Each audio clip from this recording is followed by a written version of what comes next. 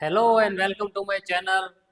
Today we are going to discuss about reshaping India's political formation part number 3.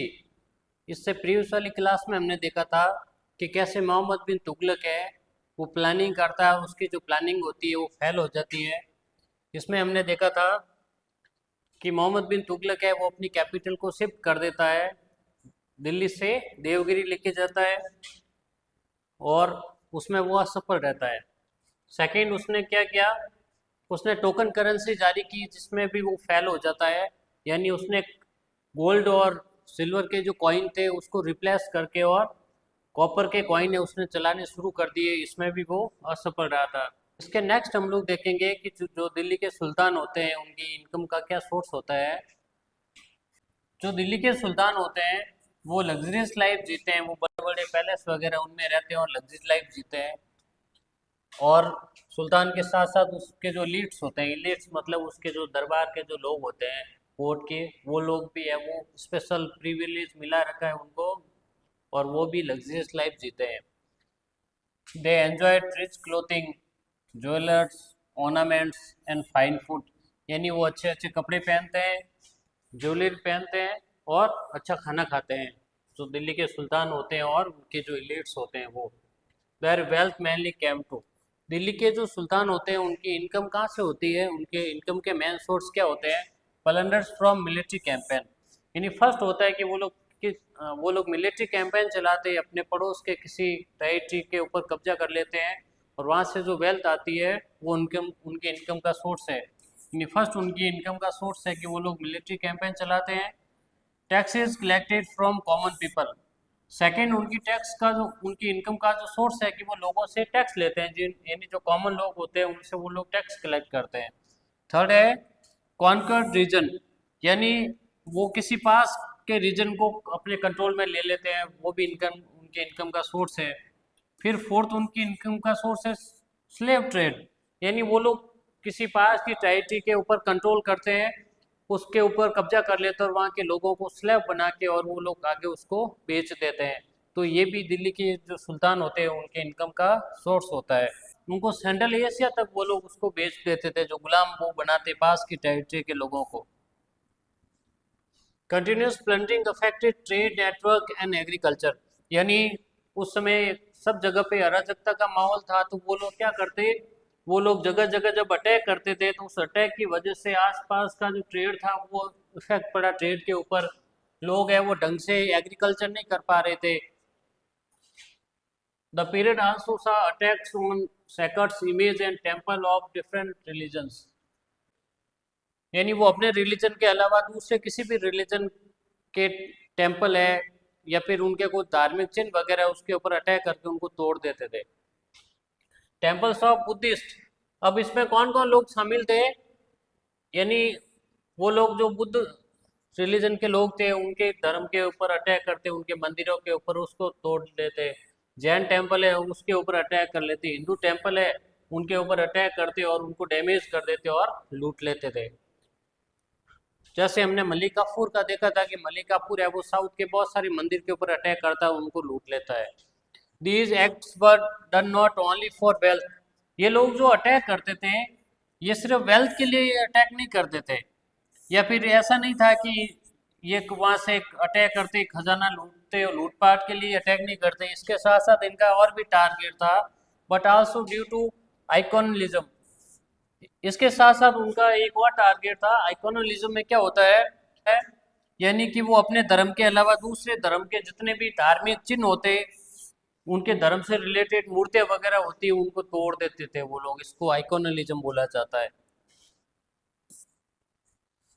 इसके साथ साथ वो एक और नया तरकीब लेके आए कि वो अपने रिलीजन को और ज़्यादा स्प्रेड कर सके और दूसरे रिलीजन के लोगों को और ज़्यादा परेशानी हो, इसके लिए दिल्ली के जो सुल्तान होते हैं वो क्या करते हैं, जजिया टैक्स लगाते हैं। जजिया टैक्स क्या होता है, जजिया टैक्स उन लोगों के ऊपर लगता है जो कोई इस्लाम में नहीं है। Some sultan impose jizya tax और tax on non Muslim subjects. Jizya tax के बारे में हमें ध्यान रखना है कि जजिया टैक्स है वो नॉन मुस्लिम से लिया जाता था, यानी जो इस्लाम के अलावा जो भी रिलीजन के लोग थे, वो बोली बुद्धिस्ट हो, जैन हो या हिंदू हो, उनसे ये टैक्स लिया जाता। ये टैक्स क्यों लिया जाता? In return they were given protection. Jizya tax non Muslim से इसलिए लिया जाता कि बदले में उन्होंने बोला कि हम आपको प्रोटेक्शन देंगे, an exception from military service, और आपको मिलिट्री सर्विस भी नहीं देनी पड़ेगी। या तो आप मिलिट्री सर्विस दो, नहीं तो जजिया टैक्स दो, या फिर अगर आपको प्रोटेक्शन चाहिए तो आपको जजिया टैक्स है वो देना पड़ेगा। In practices this tax often became a financial burden, और ये टैक्स उस समय इतना ज़्यादा हैवी टैक्स था कि लोगों के ऊपर फाइनेंशियल बर्डन आ गया था, यानी लोग हैं वो टैक्स नहीं दे पा रहे थे जजिया टैक्स। जो जजिया टैक्स था ये नॉन मुस्लिम्स को ह्यूमिलेट करता था, यानी उनके लिए एक अपमानजनक टैक्स था। इन sometime encourage people to convert to Islam to avoid paying the tax। कभी कभी लोगों को ऐसा भी किया जाता जबरदस्ती कि उनके फोर्सली बोला जाता कि आप अगर इस्लाम में कन्वर्ट हो जाओगे तो आपको जजिया टैक्स है वो नहीं देने पड़ेगा। यानी ये ऐसे टैक्स था कि या तो आपको जजिया टैक्स देना है या फिर आप है ना इस्लाम रिलीजन को एक्सेप्ट कर लो। अब जजिया टैक्स की हिस्ट्री क्या है? सबसे पहले जजिया टैक्स वो आया कहाँ से है? In India Islamic ruler Qutbuddin Aibak. आपको ध्यान रखना है कि जजिया टैक्स है वो सबसे पहले किसने लगाया? तो वो कुतुबुद्दीन ऐबक ने सबसे पहले इंट्रोड्यूस किया था जजिया टैक्स को। Impose jizya on non Muslim first time which was called kharaj jizya. यानी जजिया को पहले खराज जजिया बोला जाता, बाद में इसको सिर्फ जजिया के नाम से ये फेमस हुआ। Jizya was abolished by Mughal ruler Akbar. यानी जजिया टैक्स को जितने भी मुस्लिम आए उन्होंने लिया, लेकिन अकबर आया, अकबर ने जजिया टैक्स है वो हटा दिया। लेकिन बाद में जब औरंगजेब आया तो उसने 17वीं सेंचुरी के अंदर से जजिया टैक्स है वो वापस लगा दिया हिंदुओं के ऊपर। बच्चों नेक्स्ट हम लोग देख रहे हैं इन्वेजन ऑफ तैमूर। यानी 1398 के अंदर तैमूर है, इसका पूरा नाम था तैमूर लंग। तैमूर लंग है जिस समय मोहम्मद तुगलक, और वो दिल्ली के ऊपर बहुत ज़्यादा भयानक अटैक करता है। उसके अटैक करने के पीछे का रीजन था इनफिडल। इनफिडल के अंदर क्या होता है कि जो नॉन मुस्लिम्स है उनको अटैक का शिकार बनाना, और इसके साथ साथ में वो लूटपाट करके और वेल्थ इकट्ठा करना। ये उसके दो टारगेट थे कि एक तो जो काफिर है उनके खिलाफ लड़ाई लड़ना, दूसरा है कि वहाँ पर लूटपाट करके और वेल्थ कलेक्ट करना। ये तैमूर के अटैक का मेन रीजन था। और तैमूर जब दिल्ली के ऊपर अटैक करता है तो बहुत ज़्यादा मात्रा में लोगों को मारता है और बहुत सारे लोगों को गुलाम भी बना देता है। और तैमूर है वो दिल्ली के ऊपर अटैक करके और दिल्ली को खंडर बना देता है। यानी दिल्ली को लगभग वो 14 डेज तक वो लूटपाट करता है दिल्ली के अंदर, और फिर है वो अपने कंट्री चला जाता है। Timur soon return to Central Asia. Timur है वो दिल्ली के ऊपर लूटपाट करके वापस है वो सेंट्रल एशिया में चला जाता है, और पीछे दिल्ली को ऐसे ही छोड़ के चला जाता है। नेक्स्ट है rise of the Lodhi dynasty. यानी तैमूर का अटैक इतना भयानक था कि दिल्ली को संभालने वाला कोई था ही नहीं, कोई राजा ही नहीं मिला कि वो दिल्ली को संभाल सके। उसी टाइम पे दिल्ली के ऊपर है वो लोधी डायनेस्टी का राइज होता है। तैमूर के अटैक के बाद लोधी डायनेस्टी है वो पावर में आती है। और जो लोधी होते हैं वो लोधी डायनेस्टी, आपको ध्यान में रखना है कि लोधी डायनेस्टी है वो दिल्ली सल्तनत की सबसे लास्ट डायनेस्टी है। और इस समय जो दिल्ली सल्तनत की जो टेरिटरी होती है वो श्रंक हो जाती है, नहीं वो सिकुड़ जाती है। वैसी नहीं थी जैसे अलाउद्दीन खिलजी के टाइम पे या मोहम्मद बिन तुगलक के टाइम पे थी या गयासुद्दीन तुगलक के टाइम पे थी। इस समय इनके पास में सिर्फ दिल्ली और यूपी के आसपास वाला इतना ही एरिया इनके कंट्रोल में था। जबकि जिस समय अलाउद्दीन खिलजी ने अटैक वगैरह किया था उस समय उसने बहुत सारे पार्ट को अपने अंदर कैप्चर कर रखा था। लेकिन जब लोधी डायनेस्टी आई तो उनका जो टेरिटरी थी वो सिकुड़ के दिल्ली के आसपास ही केंद्रित रह गई थी। ये भी ध्यान में रखना है। Many Indian kingdoms and states registered it's control. और लोधी डायनेस्टी के कंट्रोल में जितने भी बाकी अदर किंगडम थे उन्होंने भी लोधी डायनेस्टी को मानने से मना कर दिया।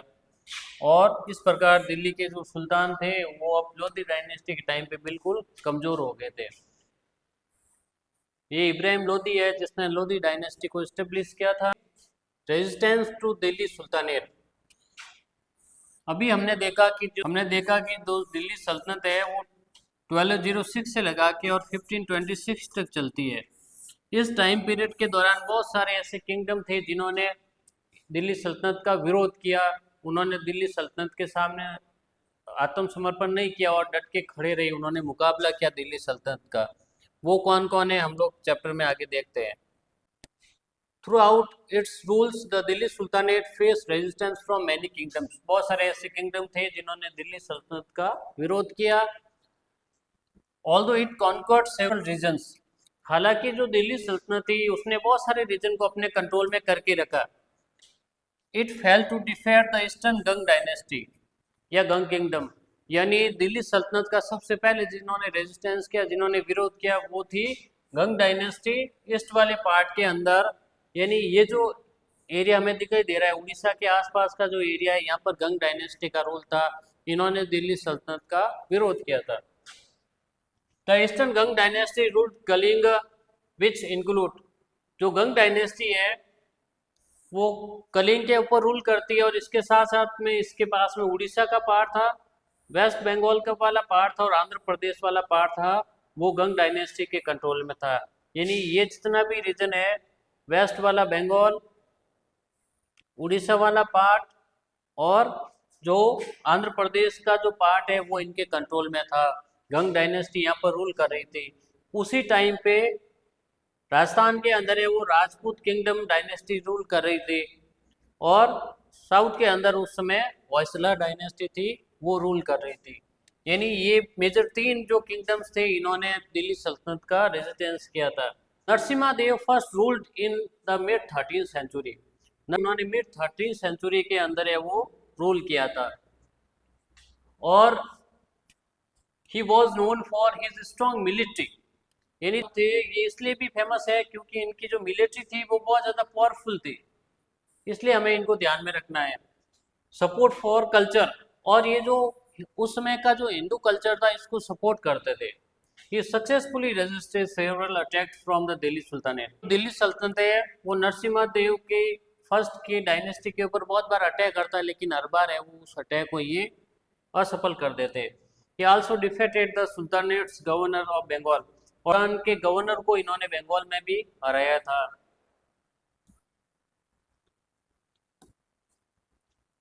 अब जो नरसिंह थे, इन्होंने कोणार्क के अंदर एक सूर्य टेम्पल बनाया, कोणार्क सन टेम्पल। ये जो पिक्चर है, आपने जो हमारे प्रेजेंट टाइम के अंदर जो नोट चलते हैं उन किसी न किसी नोट के ऊपर आपने ये पिक्चर देखी होगी। नरसिम्हा देव के द्वारा बनाया गया सन टेम्पल है। टू सेलिब्रेट दीज विक्ट्रीज, यानी इन्होंने बंगाल के अंदर जिस गवर्नर को हराया था उस विक्ट्री को सेलिब्रेट करने के लिए ये क्या करते हैं, ये कोणार्क के अंदर एक फेमस सन टेम्पल बनाते हैं। This temple is located at Konark in present day Orissa. आपको ध्यान रखना है कि सन टेम्पल है वो प्रेजेंट डे के अंदर कहाँ है, उड़ीसा के अंदर लोकेटेड है। He dedicated to the sun god, यानी इन्होंने जो ये मंदिर बनाया था, इनके जो देवता थे वो कौन थे, सन थे, यानी सूर्य को इन्होंने इस मंदिर को समर्पित किया। And is a famous example of Indian temple architecture, और ये जो सन टेम्पल है ये इंडियन आर्किटेक्चर का बहुत ही बेस्ट एग्जांपल हमें मिलता है उस टाइम पीरियड के अंदर। During the rule of the Tughlaq dynasty, resistance also arose in South India. Narasimha देव ने सिर्फ इसका विरोध किया, साउथ इंडिया के अंदर और भी ऐसे बहुत सारे लोग थे जिन्होंने इसका विरोध किया। उसमें से एक व्यक्ति है मुसुनूरी नायक थे, वो एक तेलुगु हिंदू थे। Warrior dynasty that rose to power in 14th century in Deccan region following the fall of the Kakatiya empire. Kakatiya empire जब खत्म हो जाता है तो काकतीय एम्पायर की जगह कौन लेता है, मसूरी नायक लेता है, और मसूरी नायक है वो इन दिल्ली सल्तनत का विरोध करते हैं। कब, 1323 के अंदर। दे यूनाइटेड मोर देन 75 रीजनल चिफ्टेंस। जो मसूरी नायक होते हैं वो आसपास के जो हेड होते हैं, जो गांव के जो हेड थे, 75 हेड को ये इकट्ठा करते हैं और form alliance that defeated the force of Muhammad bin Tughlaq. यानी मसूरी नायक है वो 75 जो आसपास के जो चीफ्टेंस होते हैं, जो मुख्य होते हैं, उनको लेके और मोहम्मद बिन तुगलक को वो हरा देते हैं। Around 1330 to 1336 they expelled the sultanate army from Warangal. और ऐसा हुआ कि उन्होंने लगभग 6 ईयर तक जो सुल्तान की जो आर्मी थी उसको वारंगल के अंदर नहीं घुसने दिया, यानी इतने ज़्यादा वो स्ट्रांग थे Musunuri Nayak. Warangal is located present day in Telangana. जो वारंगल है वो कहाँ पर है? प्रेजेंट डे में तेलंगाना के अंदर लोकेटेड है। ये मसूरी नायक की पिक्चर है जिन्होंने 75 जो आसपास के जो रीजन थे, जो चीफ्टेंस थे, उनको मिला के और मोहम्मद बिन तुगलक के खिलाफ इन्होंने रेजिस्टेंस किया था। Alauddin Khilji launch military campaign toward south India. हमने देखा था कि अलाउद्दीन खिलजी है वो मलिकापुर को साउथ के अंदर अटैक करने के लिए भेजता है, और उसका मेन टारगेट क्या था कि वो साउथ की जो वेल्थ थी उससे बहुत ज़्यादा अट्रैक्ट हो रखा था। वो चाहता था कि साउथ के अंदर जितनी भी संपदा है वो सब उसी के पास रहे। और जिस समय अलाउद्दीन खिलजी ने साउथ के अंदर कैंपेन चलाया, उसी समय साउथ के अंदर होयसला डायनेस्टी रूल कर रही थी। Their kingdom mainly covered present day Karnataka. और होयसल डायनेस्टी है वो प्रेजेंट टाइम का जो कर्नाटका है उस समय वहां पर वो रूल कर रही थी। और जो होयसल किंगडम के जितने भी राजा हुए उन्होंने दिल्ली सल्तनत का विरोध किया था। ये एक पिक्चर हमें ध्यान रखनी है। The sculpture in narrates the story behind the Hoysala emblem. यानी होयसल का नाम है वो होयसल कैसे पड़ा?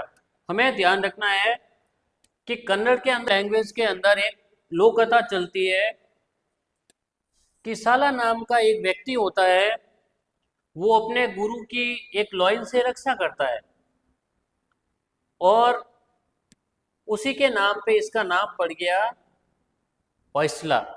होयसला का मतलब है यानी स्ट्राइक करो, यानी उसका विरोध करो। यानी होयसला का मतलब है कि साला प्रहार करो। इस पिक्चर के अंदर हम लोग देखते हैं कि जो साला है वो इस शेर के ऊपर प्रहार कर रहा है और अपने गुरु की रक्षा करता है। होयसला का मतलब आपको ध्यान रखना है कि साला प्रहार करो।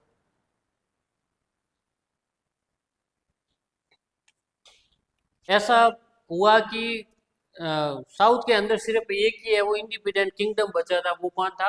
होयसल था। और होयसल डायनेस्टी के ऊपर जो दिल्ली सुल्तानेट है उसने बहुत बार अटैक किया, और एक दूसरा रीजन की उनके जो इंटरनल जो कॉन्फ्लिक्ट थे उसकी वजह से जो होयसला डायनेस्टी है वो खत्म हो गई थी। धीरे धीरे कमजोर हो गए वो लोग और खत्म हो गए। By the mid 14th century the kingdom declined. और 14th सेंचुरी के मिड में आते आते होयसल डायनेस्टी है वो डिक्लाइन हो जाती है। और फिर बाद में ये होयसल डायनेस्टी है ये विजयनगर में कंबाइंड हो जाती है। Kumbhalgarh fort was build by the Rana Kumbha in the 15th century. Kumbhalgarh fort है उसको ध्यान में रखना है कि वो 15th सेंचुरी के अंदर राणा कुंभा है वो कुंभलगढ़ जो दुर्ग है उसको बनाते हैं। और ये जो कुंभलगढ़ फोर्ट है इसके क्या क्या फीचर्स है कि कुंभलगढ़ फोर्ट है वो अरावली के अंदर लोकेटेड है। और ये भी ध्यान में रखना है कि मेवाड़ के जो बहुत सारे जो राजा थे वो यहीं पे रहते थे। और इसके पास में 36 किलोमीटर लॉन्ग वॉल बना रखी है, ये वर्ल्ड की लॉन्गेस्ट वॉल में काउंट होती है। बच्चों नेक्स्ट हमारा जो टॉपिक है वो है विजयनगर एम्पायर। विजयनगर एम्पायर के बारे में ध्यान रखना है कि जब दिल्ली सुल्तानेट है वो अनस्टेबल हो जाते हैं, उनके पास में पावर नहीं रहता है, उसी समय 14th सेंचुरी के अंदर दो ब्रदर्स होते हैं, एक का नाम है हरियर फर्स्ट और दूसरे का नाम है बुक्का राय फर्स्ट। ये एक नया किंगडम बनाते हैं और उस नए किंगडम को हम लोग विजयनगर एम्पायर के नाम से जानते हैं। और ये हरियर और बुक्का थे वो पहले क्या थे? वो मोहम्मद बिन तुगलक जिस समय दिल्ली का सुल्तान था उस समय ये गवर्नर थे। हरियर और बुक्का बाद में ये अपने लिए नई डायनेस्टी बना देते हैं। अगर आप इस मैप में देखोगे तो साउथ के अंदर ये वाला जो पार्ट है ये पूरा विजयनगर एम्पायर का पार्ट था उस समय। यानी विजयनगर एम्पायर है वो साउथ के मोस्ट ऑफ द पार्ट को उसने अपने कंट्रोल में कर रखा था।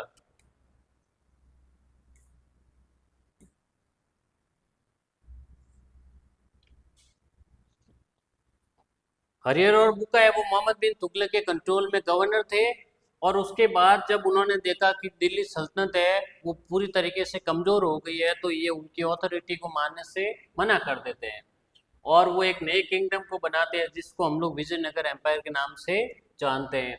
This empire soon become a major political and military power in south India. और धीरे धीरे एक टाइम ऐसा आता है कि साउथ इंडिया के अंदर पूरा का पूरा पॉलिटिकल और पूरी की पूरी इकोनॉमी है वो विजयनगर एम्पायर के अराउंड ही घूमती है। Vijayanagar empire and its rivals. To the north of the Vijayanagar Empire was a powerful rival, the Bahmani Sultanate. इन विजयनगर एम्पायर का क्लैश है वो किन किन के साथ में होता है कि विजयनगर एम्पायर के नॉर्थ वाले पार्ट के ऊपर है वो बहमनी सुल्तानेट का रूल था। यानी ये पूरा का पूरा विजयनगर एम्पायर है। यहाँ पे आप लोग देख सकते हो बीजापुर और गोलकुंडा है, ये विजयनगर एम्पायर के सबसे बड़े दुश्मन होते हैं।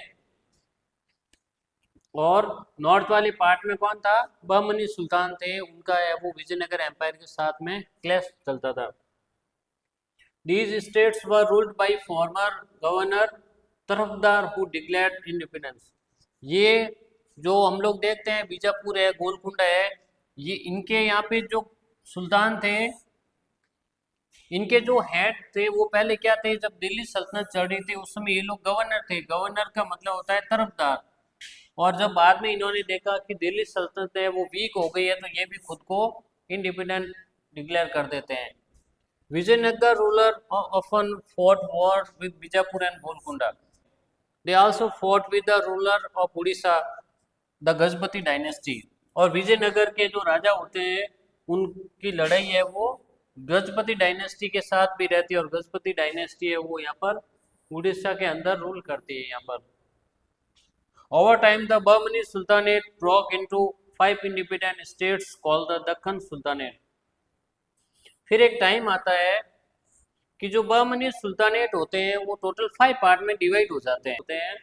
यहाँ पे हम लोग देखते हैं, जैसे पहला है बीजापुर, यानी ये वाला पार्ट है, ये वाला पार्ट है वो बीजापुर है। दूसरा ये लोग गोलकुंडा, दूसरा किस में डिवाइड हो जाता है, गोलकुंडा के अंदर, यानी ये है गोलकुंडा। थर्ड है बेरार है, अहमदनगर है और बिदर है, इसमें ये लोग डिवाइड हो जाते हैं 5 पार्ट के अंदर।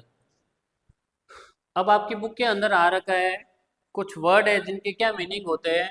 जैसे पाती का मतलब क्या है, पाती का मतलब लॉर्ड या फिर मास्टर होता है, लेकिन अलग अलग रीजन के अंदर इसके अलग अलग मतलब निकलते हैं।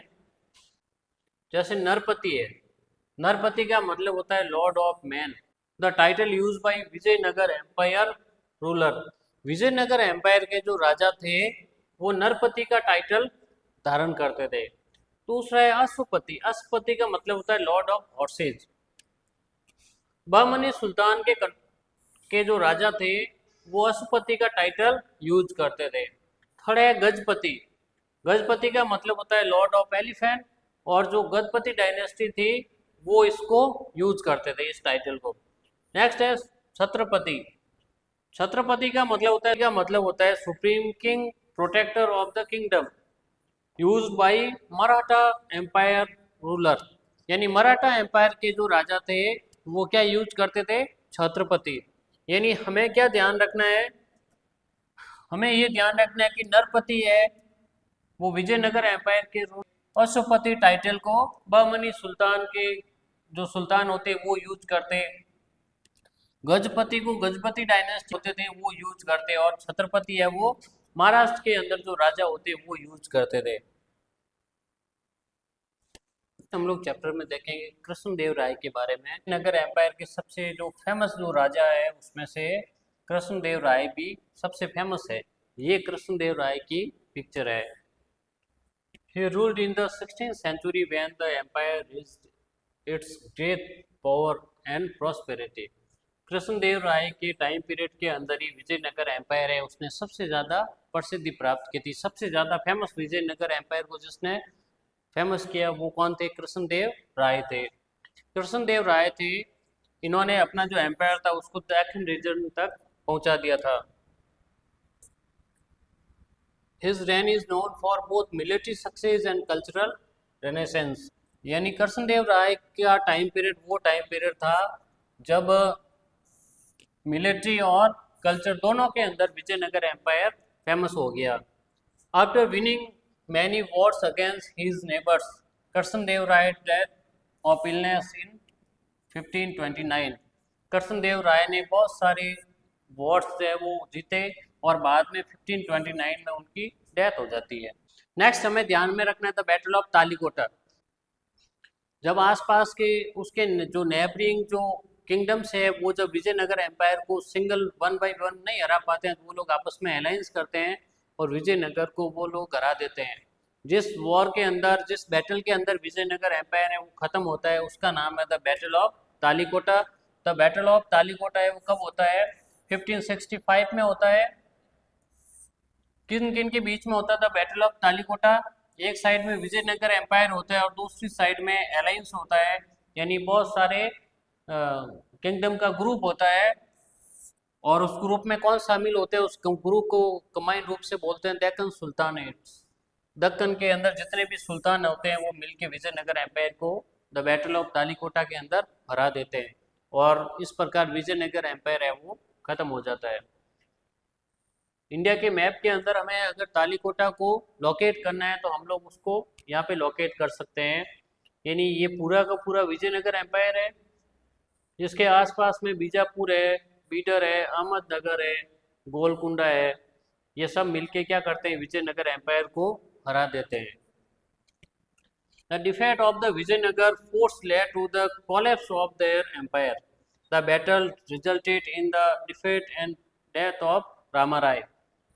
यानी विजयनगर एम्पायर के अंदर जो बैटल होती है द बैटल ऑफ तालीकोटा, उसमें रामा राय की मौत के साथ ही विजयनगर एम्पायर है वो पूरी तरीके से कोलैप्स हो जाता है, यानी पूरी तरीके से खत्म हो जाता है विजयनगर एम्पायर।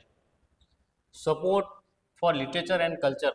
विजयनगर एम्पायर था उसने बहुत सारा लिटरेचर है, आर्ट है, जो आर्टिस्ट थे उनको संरक्षण दे रखा था। संस्कृत है, तेलुगु है, कन्नड़ है, इन 3 लैंग्वेज के पोइट्स वगैरह थे वो विजयनगर एम्पायर में रहते थे। He himself wrote a famous Telugu epic called Amukmalyada। Vijayanagar empire के जो फेमस जो राजा होते हैं कृष्णदेव राय, वो एक एपिक लिखते हैं और उसका नाम क्या है? अमुक्तमाल्यदा। अमुक्तमाल्यदा के अंदर ये बताते हैं उसमें अडाल अडाल को गोदा देवी भी बोला जाता है, इसकी कहानी के बारे में दे रखा है और ये किसने लिखा है? कृष्णदेव राय ने लिखा है।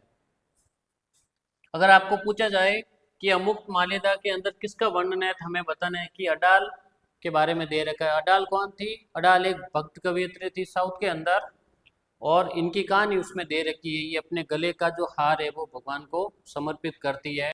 One succession of the book called Rajaneeti explains his ideas about good governance and royal policies. यानी अमुक्तमाल्यदा के अंदर इसका एक सेक्शन है जिस सेक्शन का नाम है राजनीति, और उस राजनीति के अंदर ये बताया गया है कि अच्छे से गवर्नेंस कैसे कर सकते हो। Temple construction and donations. यानी कृष्णदेव राय थे, उन्होंने बहुत सारे टेम्पल का निर्माण करवाया और मंदिरों को निर्माण करवाने में इन्होंने बहुत सारा ग्रांट वगैरह दिया था। Krishnadeva Raya gave grants and support to many temples. यानी इन्होंने खुद भी बहुत सारे मंदिर बनाए और अगर कोई दूसरा मंदिर बनाता तो उसको ग्रांट भी देते थे। बहुत सारे टेम्पल थे जिनको बनाने में कृष्णदेव राय थे, इन्होंने सपोर्ट दिया था, जिसमें तिरुपति बालाजी मंदिर है, विठल टेम्पल है विजयनगर के अंदर, जिसको प्रेजेंट डे के अंदर हम लोग हम्पी के नाम से भी जानते हैं। इसके साथ साथ इनकी जो कैपिटल थी वो भी बहुत ज़्यादा भव्य थी, यानी उनकी कैपिटल के अंदर बहुत सारे टेम्पल वगैरह बना रखे थे, बहुत सारे पैलेस वगैरह इन्होंने बना रखे थे और बहुत ही ज़्यादा इम्प्रेसिव आर्किटेक्चर वगैरह बनाया था और वो बहुत ही ज़्यादा इनकी कैपिटल थी वो बड़ी दिखती थी, बहुत ही भव्य दिखती थी। यहाँ पर एक एग्जाम्पल दे रखा है, माँ मंडप दे रखा है विठल टेम्पल का। इसमें क्या फेमस है कि इसके जो पिलर वगैरह है ये घंटियों के जैसे आवाज करते हैं। Ancient foreign traveller notable the Portuguese traveller Domingo पेच, एक जिस समय कृष्णदेव राय हैं वो विजयनगर के अंदर रूल कर रहे थे, उसी समय एक पुर्तगी ट्रेवलर आया जिसका नाम था डोमिंगो पेस। इसने विजयनगर का कंपैरिजन किससे किया?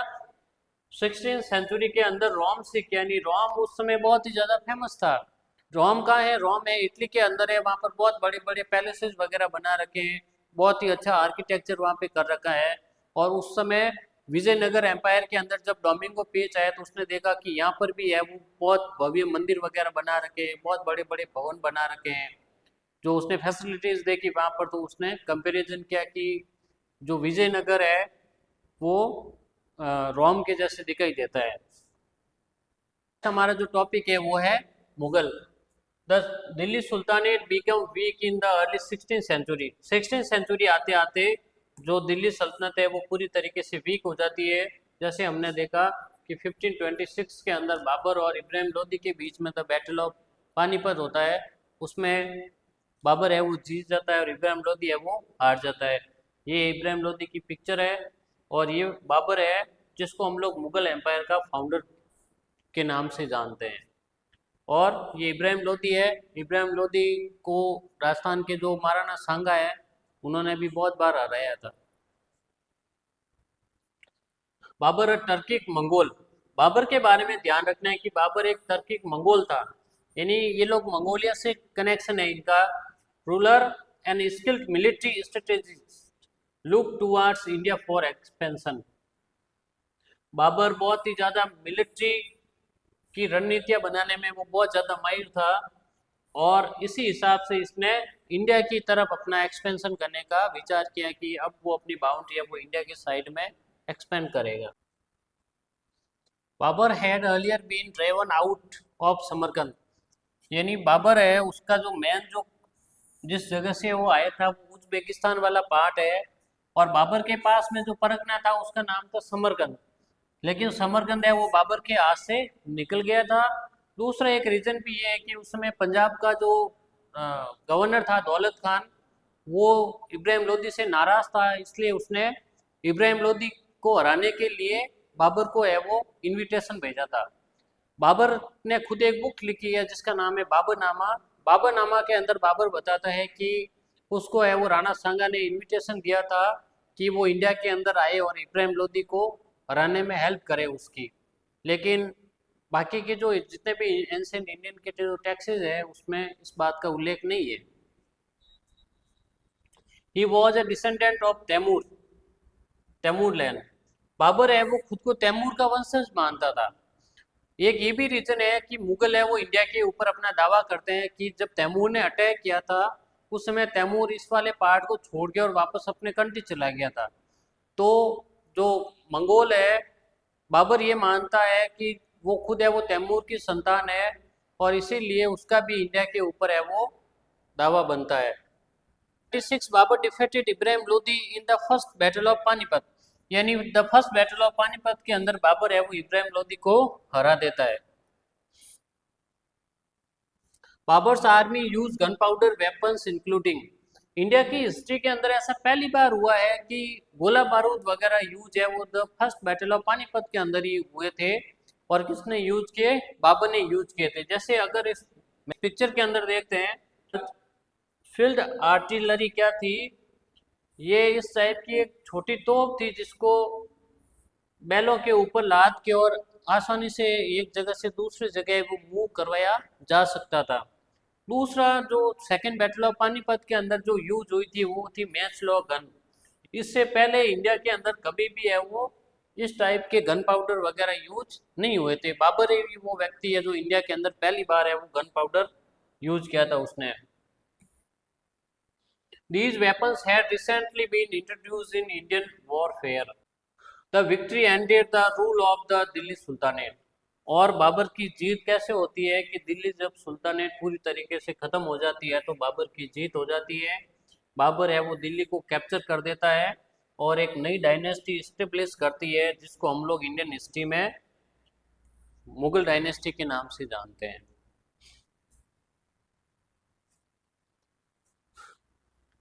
यहाँ पे द बैटल ऑफ पानीपत आया है। इंडिया के अंदर अब तक पानीपत का जो मैदान है उसमें टोटल मेजर 3 वॉर हो रखे हैं। अब हमें पता होना चाहिए कि जो पानीपत है वो इंडिया के मैप के अंदर कहाँ है, क्योंकि पानीपत है वो हमारे लिए बहुत ज़्यादा इम्पोर्टेंट हो जाता है।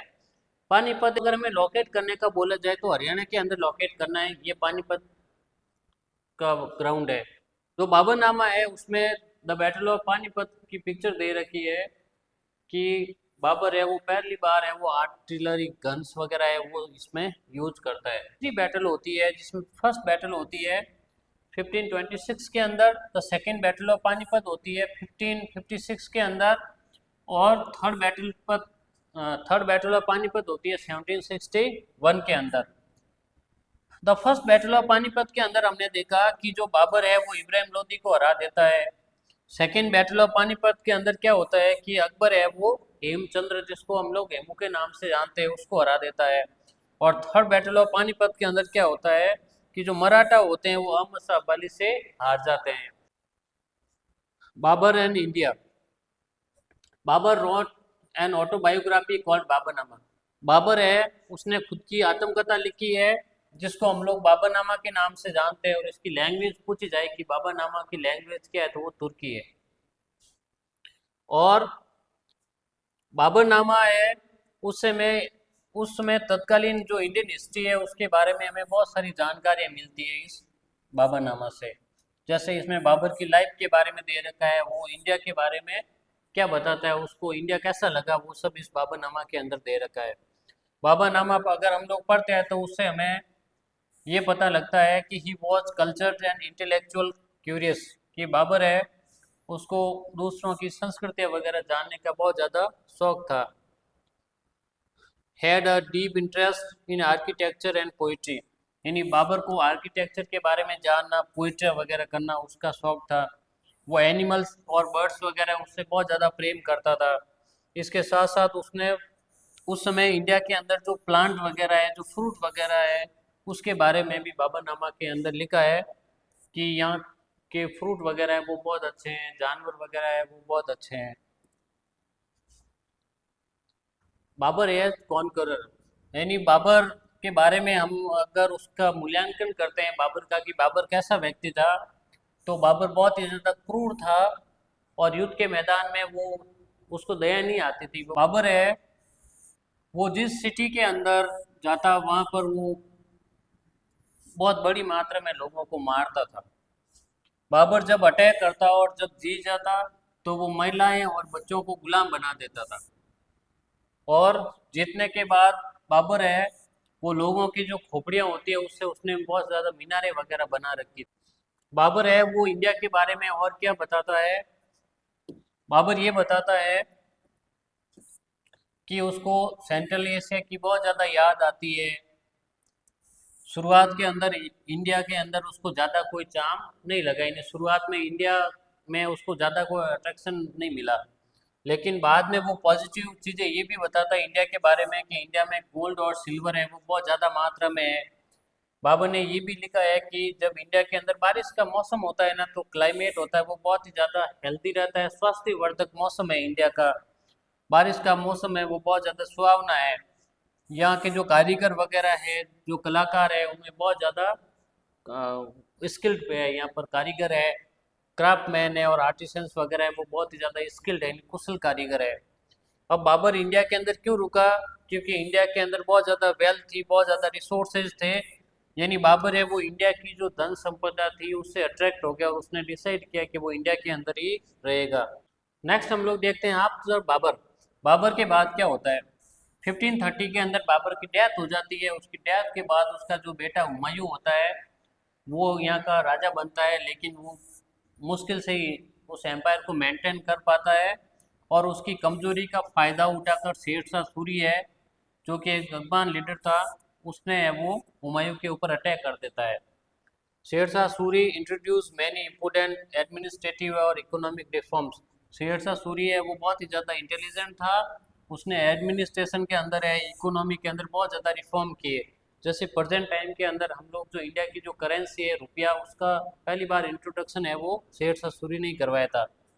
हाउ एवर द सूर एम्पायर वॉज शॉर्ट लाइफ, हालांकि सूर एम्पायर है वो ज़्यादा दिनों तक नहीं चला। बाद में हुमायूं है वो अपनी टेरिटरी को वापस ले लेता है और इंडिया के अंदर वो वापस है वो राजा बन जाता है। ये शेरशाह सूरी की पिक्चर है। नेक्स्ट हम लोग पढ़ते हैं हेमू के बारे में, हेमचंद्र विक्रमादित्य।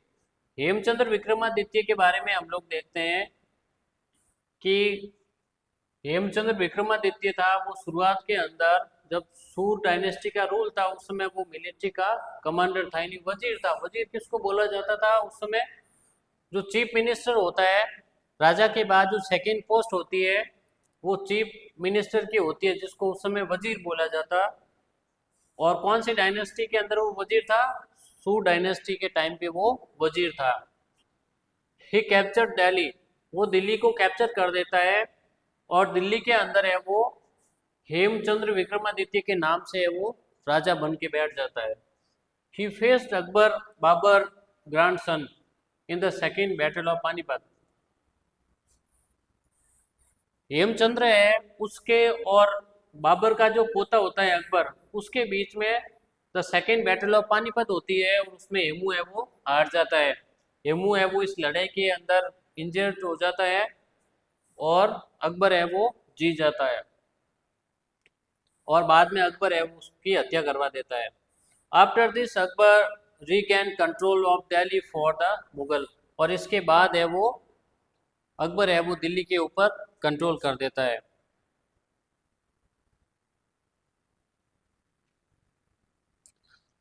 हमने शुरुआत के अंदर देखा कि बाबर के बाद जो डायनेस्टी है वो किसको मिलती है? हुमायूं को मिलती है। हुमायूं को हरा के और शेरशाह सूरी है वो इंडिया का राजा बन जाता है। शेरशाह सूरी के बाद है वो हेमू है वो राजा बनता है और उसके बाद है वो अकबर के पास डायनेस्टी आ जाती है। हम लोग देखते हैं Akbar. Akbar became emperor at the age of 13। Akbar जब राजा बना था उस समय उसकी एज क्या थी? 13 ईयर थी। Accidental death of Humayun, Humayun की एक्सीडेंटल डेथ हो जाती है, यानी लैनन पूल है उसने हुमायूं के बारे में लिखा। जैसे हमने देखा कि बाबर के बाद है वो हुमायूं को सत्ता मिलती है, हुमायूं को शेरशाह सूरी है वो हरा देता है और हुमायूं वापस है ना पावर गेन करके आता है और शेरशाह सूरी को हरा देता है। उसके बाद क्या होता है? जैसे ही हुमायूं को सत्ता मिलती है, हुमायूं है वो एक लाइब्रेरी थी उसकी सीढ़ियों से नीचे गिरा और लड़खड़ाते हुए मर गया। इसलिए लेनन पूल ने उसके बारे में लिखा है कि हुमायूं है वो उम्र भर लड़खड़ाता रहा और अंत में लड़खड़ाते उसकी डेथ हो गई। तो अगर कोई दुर्भाग्यपूर्ण कोई इंडियन हिस्ट्री के अंदर कोई राजा है तो वो उसमें हुमायूं भी एक काउंट होता है। और हुमायूं की डेथ के बाद उसका जो बेटा होता है अकबर, वो इंडिया का राजा बनता है। और उसका ये एम था अकबर का कि वो पूरे इंडियन सब कॉन्टिनेंट को अपने कंट्रोल में करेगा। और अकबर का जो टाइम पीरियड था वो मिलिट्री पावर, एम्बिशंस और पॉलिटिकल स्ट्रेटेजी इन सब का कंबाइन था। Akbar victory message after the victory, Akbar ने जीत के बाद ये मैसेज दिया कि वो बहुत सारे फोर्ट वगैरह, बहुत सारे टाउन वगैरह उसको कैप्चर करेगा। और Islam was established in those region, Akbar जिसमें नया नया राजा बना था उसमें उसका ये भी टारगेट था कि वो हर रीजन के अंदर है वो इस्लाम को इस्टेब्लिश करेगा और इसके लिए उसने बहुत सारे हिंदू मंदिरों को तोड़ा था। सीज ऑफ चित्तौड़, अकबर अपनी बाउंड्री को एक्सपेंड करने के लिए जगह जगह अटैक करता है, जिसमें से उसका एक फेमस अटैक है वो है चित्तौड़ का। 1567 और 68 के अंदर अकबर है वो चित्तौड़ के ऊपर अटैक करता है। उस समय चित्तौड़ के जो राजा होते हैं वो होते हैं उदय सिंह। उदय सिंह जब चित्तौड़ के राजा होते हैं तब अकबर है वो चित्तौड़ के ऊपर अटैक करता है, लेकिन जो उदय सिंह होते हैं वो पूरी किले की सुरक्षा का बाहर है वो रावत फतह के ऊपर सौंप के और खुद कहीं चले जाते हैं सुरक्षित स्थान पे। और अकबर है वो उस किले के ऊपर अटैक करता है। अकबर है वो चित्तौड़ के किले पर अटैक करता है और लगभग 5 मंथ तक वो घेरा डाल के वही बैठा रहता है, क्योंकि चित्तौड़ का किला है वो सुरक्षा की दृष्टि से बहुत ज़्यादा मजबूत किला था वो। तो लगभग उनको 5 महीने लग गए इस किले को जीतने में।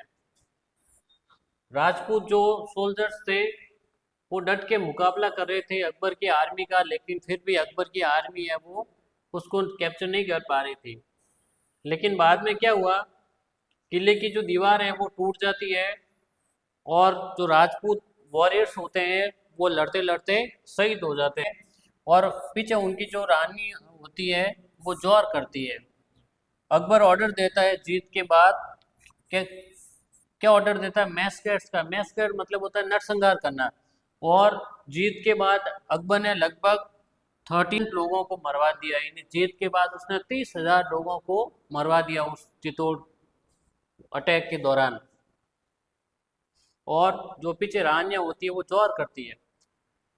हमने अभी देखा कि चित्तौड़ के जो राजा थे उदय सिंह थे, लेकिन वो किले की सुरक्षा का भार है वो रावत फतेह को के ऊपर डाल के और खुद सुरक्षित स्थान पे चले जाते हैं।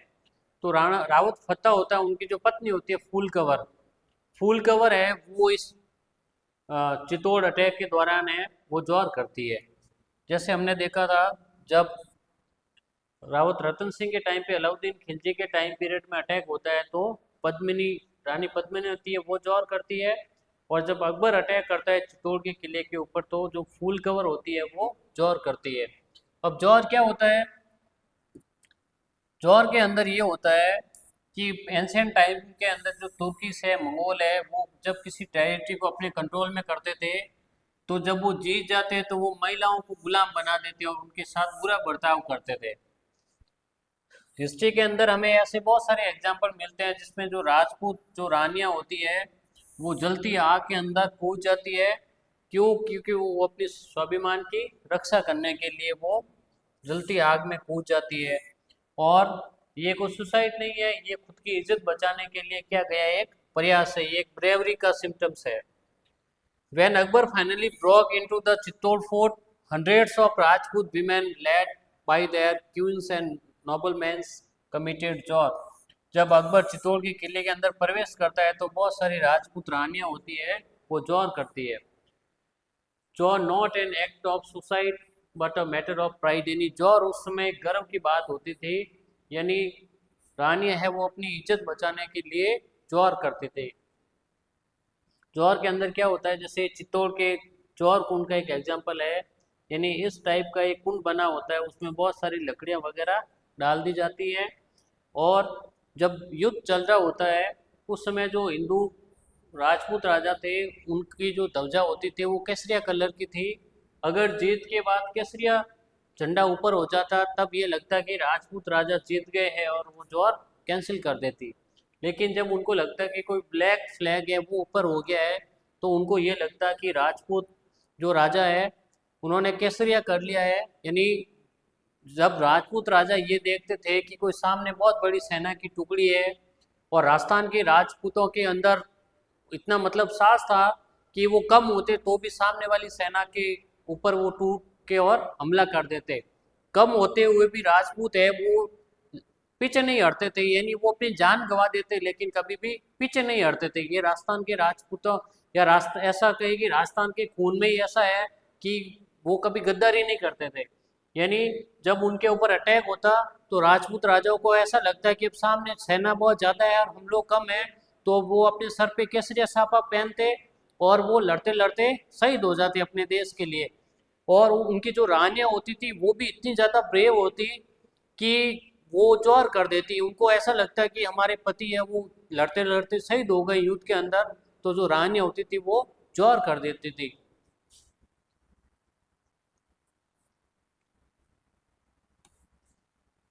Akbar policies and political strategies. यानी जब अकबर राजा बना तो उसने अपने एरिया को एक्सपेंड करने के लिए क्या क्या पॉलिसीज बनाई, क्या रणनीतियां बनाई किसी एरिया को कंट्रोल करने के लिए।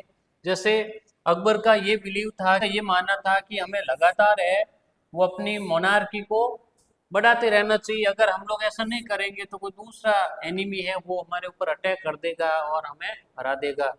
या फिर लगातार हमें प्रयास करते रहना चाहिए, लगातार हमें युद्ध करते रहना चाहिए, नहीं तो कोई और है वो रिबेल कर देगा, विद्रोह कर देगा हमारा। और as the Mughal empire expanded, ये अडॉप्टेड पॉलिटिकल और diplomatic strategies to maintain stability. जैसे जैसे अकबर ने अपने एरिया को एक्सपेंड करता गया वो उसने अपनी पॉलिटिकल और डिप्लोमेटिक जो रणनीतियां बनानी शुरू कर दी ताकि उसका एम्पायर है वो स्टेबल रहे। जैसे हम लोग देखते हैं कि अकबर के टाइम पीरियड के अंदर मुगल एम्पायर था वो लगभग यहाँ तक फैला हुआ था, लेकिन जब बाद में औरंगजेब आया तो उसने इधर वाले पार्ट को भी अपने कंट्रोल में कर लिया था। पॉलिटिकल स्ट्रेटेजी यानी अकबर ने राजनीतिक रणनीतियां क्या अपनाई। अकबर को ये लगा कि अगर उसे भारत के अंदर लंबे समय तक अगर राज करना है तो तलवार के बल पे वो इतना ज़्यादा लंबा राज नहीं कर पाएगा, इसलिए उसने अपनी पॉलिसी को चेंज किया। यानी उसने रिलेशन बनाने शुरू कर दिए, उसने अलायंस बनाए कैसे, ताकि वो जो पड़ोस के जो राजकुमार वगैरह है उनको अपने साथ मिला सके और राजपूत फैमिली से वो संबंध बना सके। इसलिए उसने बहुत सारे राजपूत राजा थे उनको एडमिनिस्ट्रेशन का पार्ट बनाए, अपने कोर्ट में जगह दी, और उसने हिंदुओं को खुश करने के लिए जो जजिया टैक्स था वो भी उसने हटा दिया। यानी हम लोग देखते हैं कि जैसे जैसे अकबर अपना टाइम पीरियड बीतता जा रहा है वो धीरे धीरे लिबरल होता जा रहा है। शुरुआत के अंदर वो धर्मान था, इन्हीं धर्म को लेके बहुत ज़्यादा कट्टर था, लेकिन बाद में उसको अपनी पॉलिसी चेंज करनी पड़ती है क्योंकि उसको पता है कि अगर इंडिया के अंदर लंबे समय तक अगर हमें राज करना है तो हमें हिंदुओं को अपने साथ रखना पड़ेगा। प्रमोटेड द पॉलिसी ऑफ सूल ए कुलो, इसलिए अकबर क्या करता है, एक पॉलिसी बनाता है सुलेकुलर। सुलेकुलर का मतलब होता है पीस विद ऑल, यानी हमें सबके साथ समान के साथ रहना है, सबके साथ मिल के रहना है, इसी को क्या बोला जाता है, सुलेकुलर। रिजल्ट क्या निकलता है, ये पॉलिसी है वो अकबर को मजबूत बनाती है और एक स्टेबल किंगडम प्रदान करती है, और बहुत सारे राजा होते हैं वो फिर अकबर का साथ देते हैं। बाद में अकबर ने क्या क्या पॉलिसियां बनाई और क्या चेंज किया। Akbar appointed many Hindu officers to high position in his administration. बाद में अकबर ने क्या किया, बहुत सारे ऐसे हिंदू राजपूत राजा थे जिनको अपने एडमिनिस्ट्रेशन में उसने जगह दी कि अकबर का जो राज्य था वो और ज़्यादा स्ट्रांग हुआ और स्टेबल हो गया। इन्हीं जगह जगह रिबेल्ट होने बंद हो गए थे, और उसकी पॉलिसी ने ये भी हेल्प की उसको कि बहुत सारे राजपूत राजा थे जो अकबर को सपोर्ट करने लग गए थे। व्यूज ऑन रिलीजन, अकबर के रिलीजन को लेकर क्या व्यूज थे। इन्हीं धीरे धीरे अकबर है वो टॉलरेंट होना शुरू हो गया।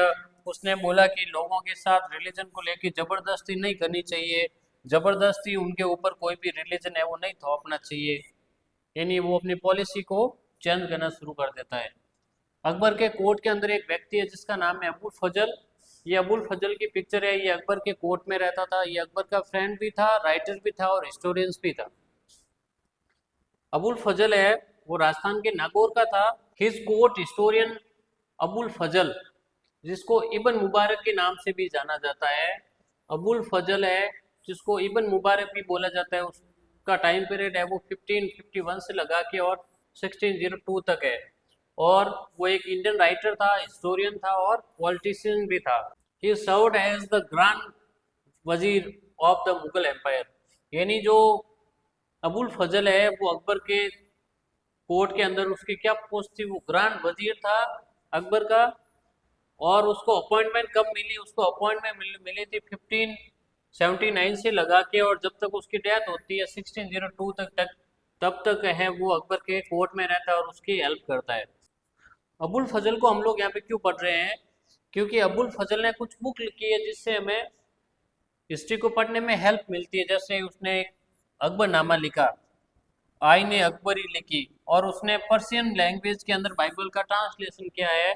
इससे हमें अकबर के टाइम पीरियड के बारे में जानकारी मिलती है, इसलिए हम लोग यहाँ पर अबुल फजल को पढ़ रहे हैं।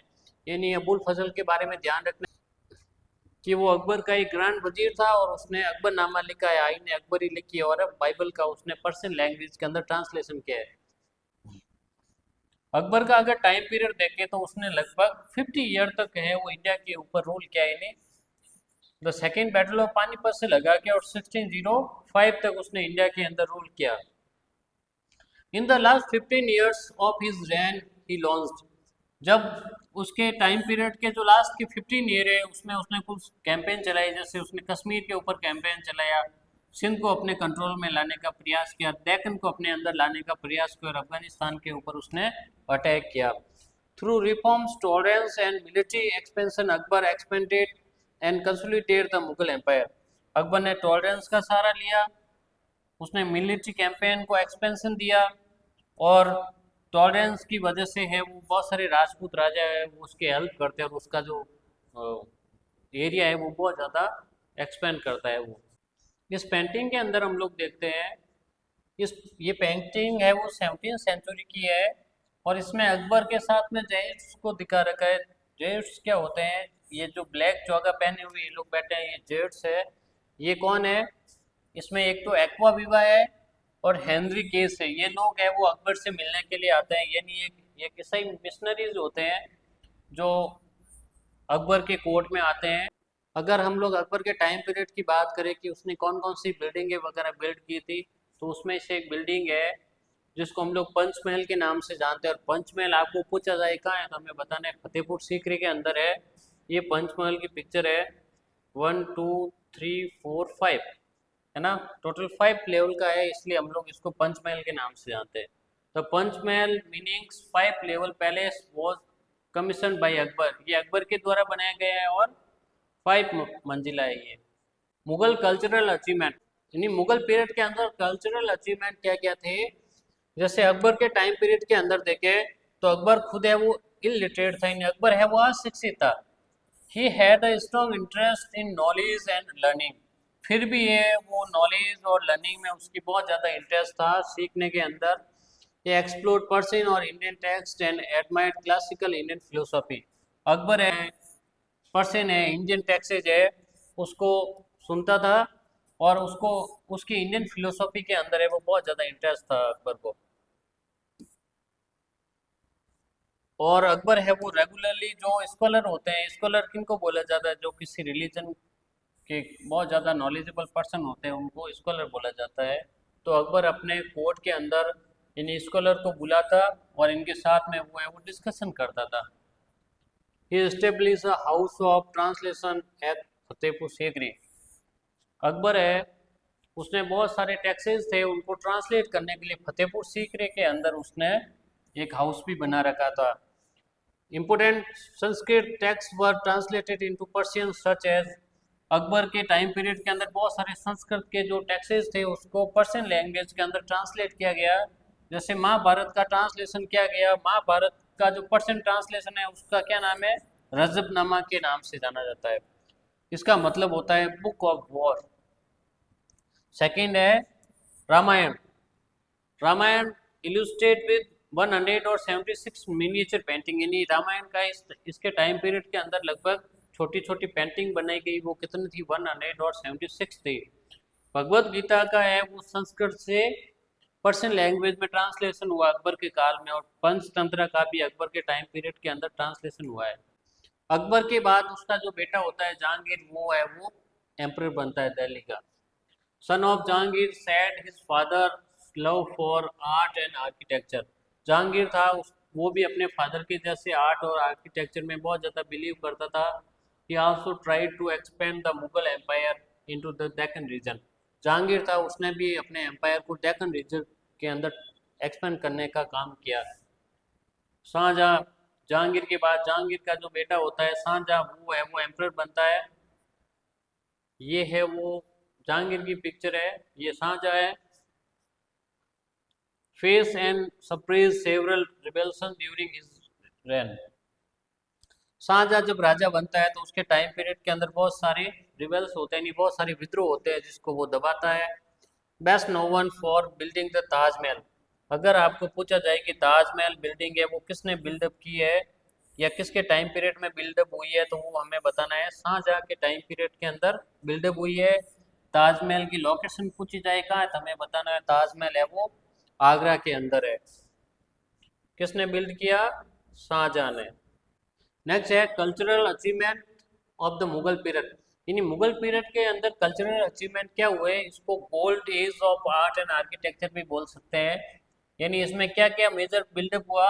एक तो हुमायूं का टॉम बना दिल्ली के अंदर, दूसरा रेड फोर्ट बना वो दिल्ली के अंदर, और तीसरा है वो आगरा का जो रेड फोर्ट है वो बना था।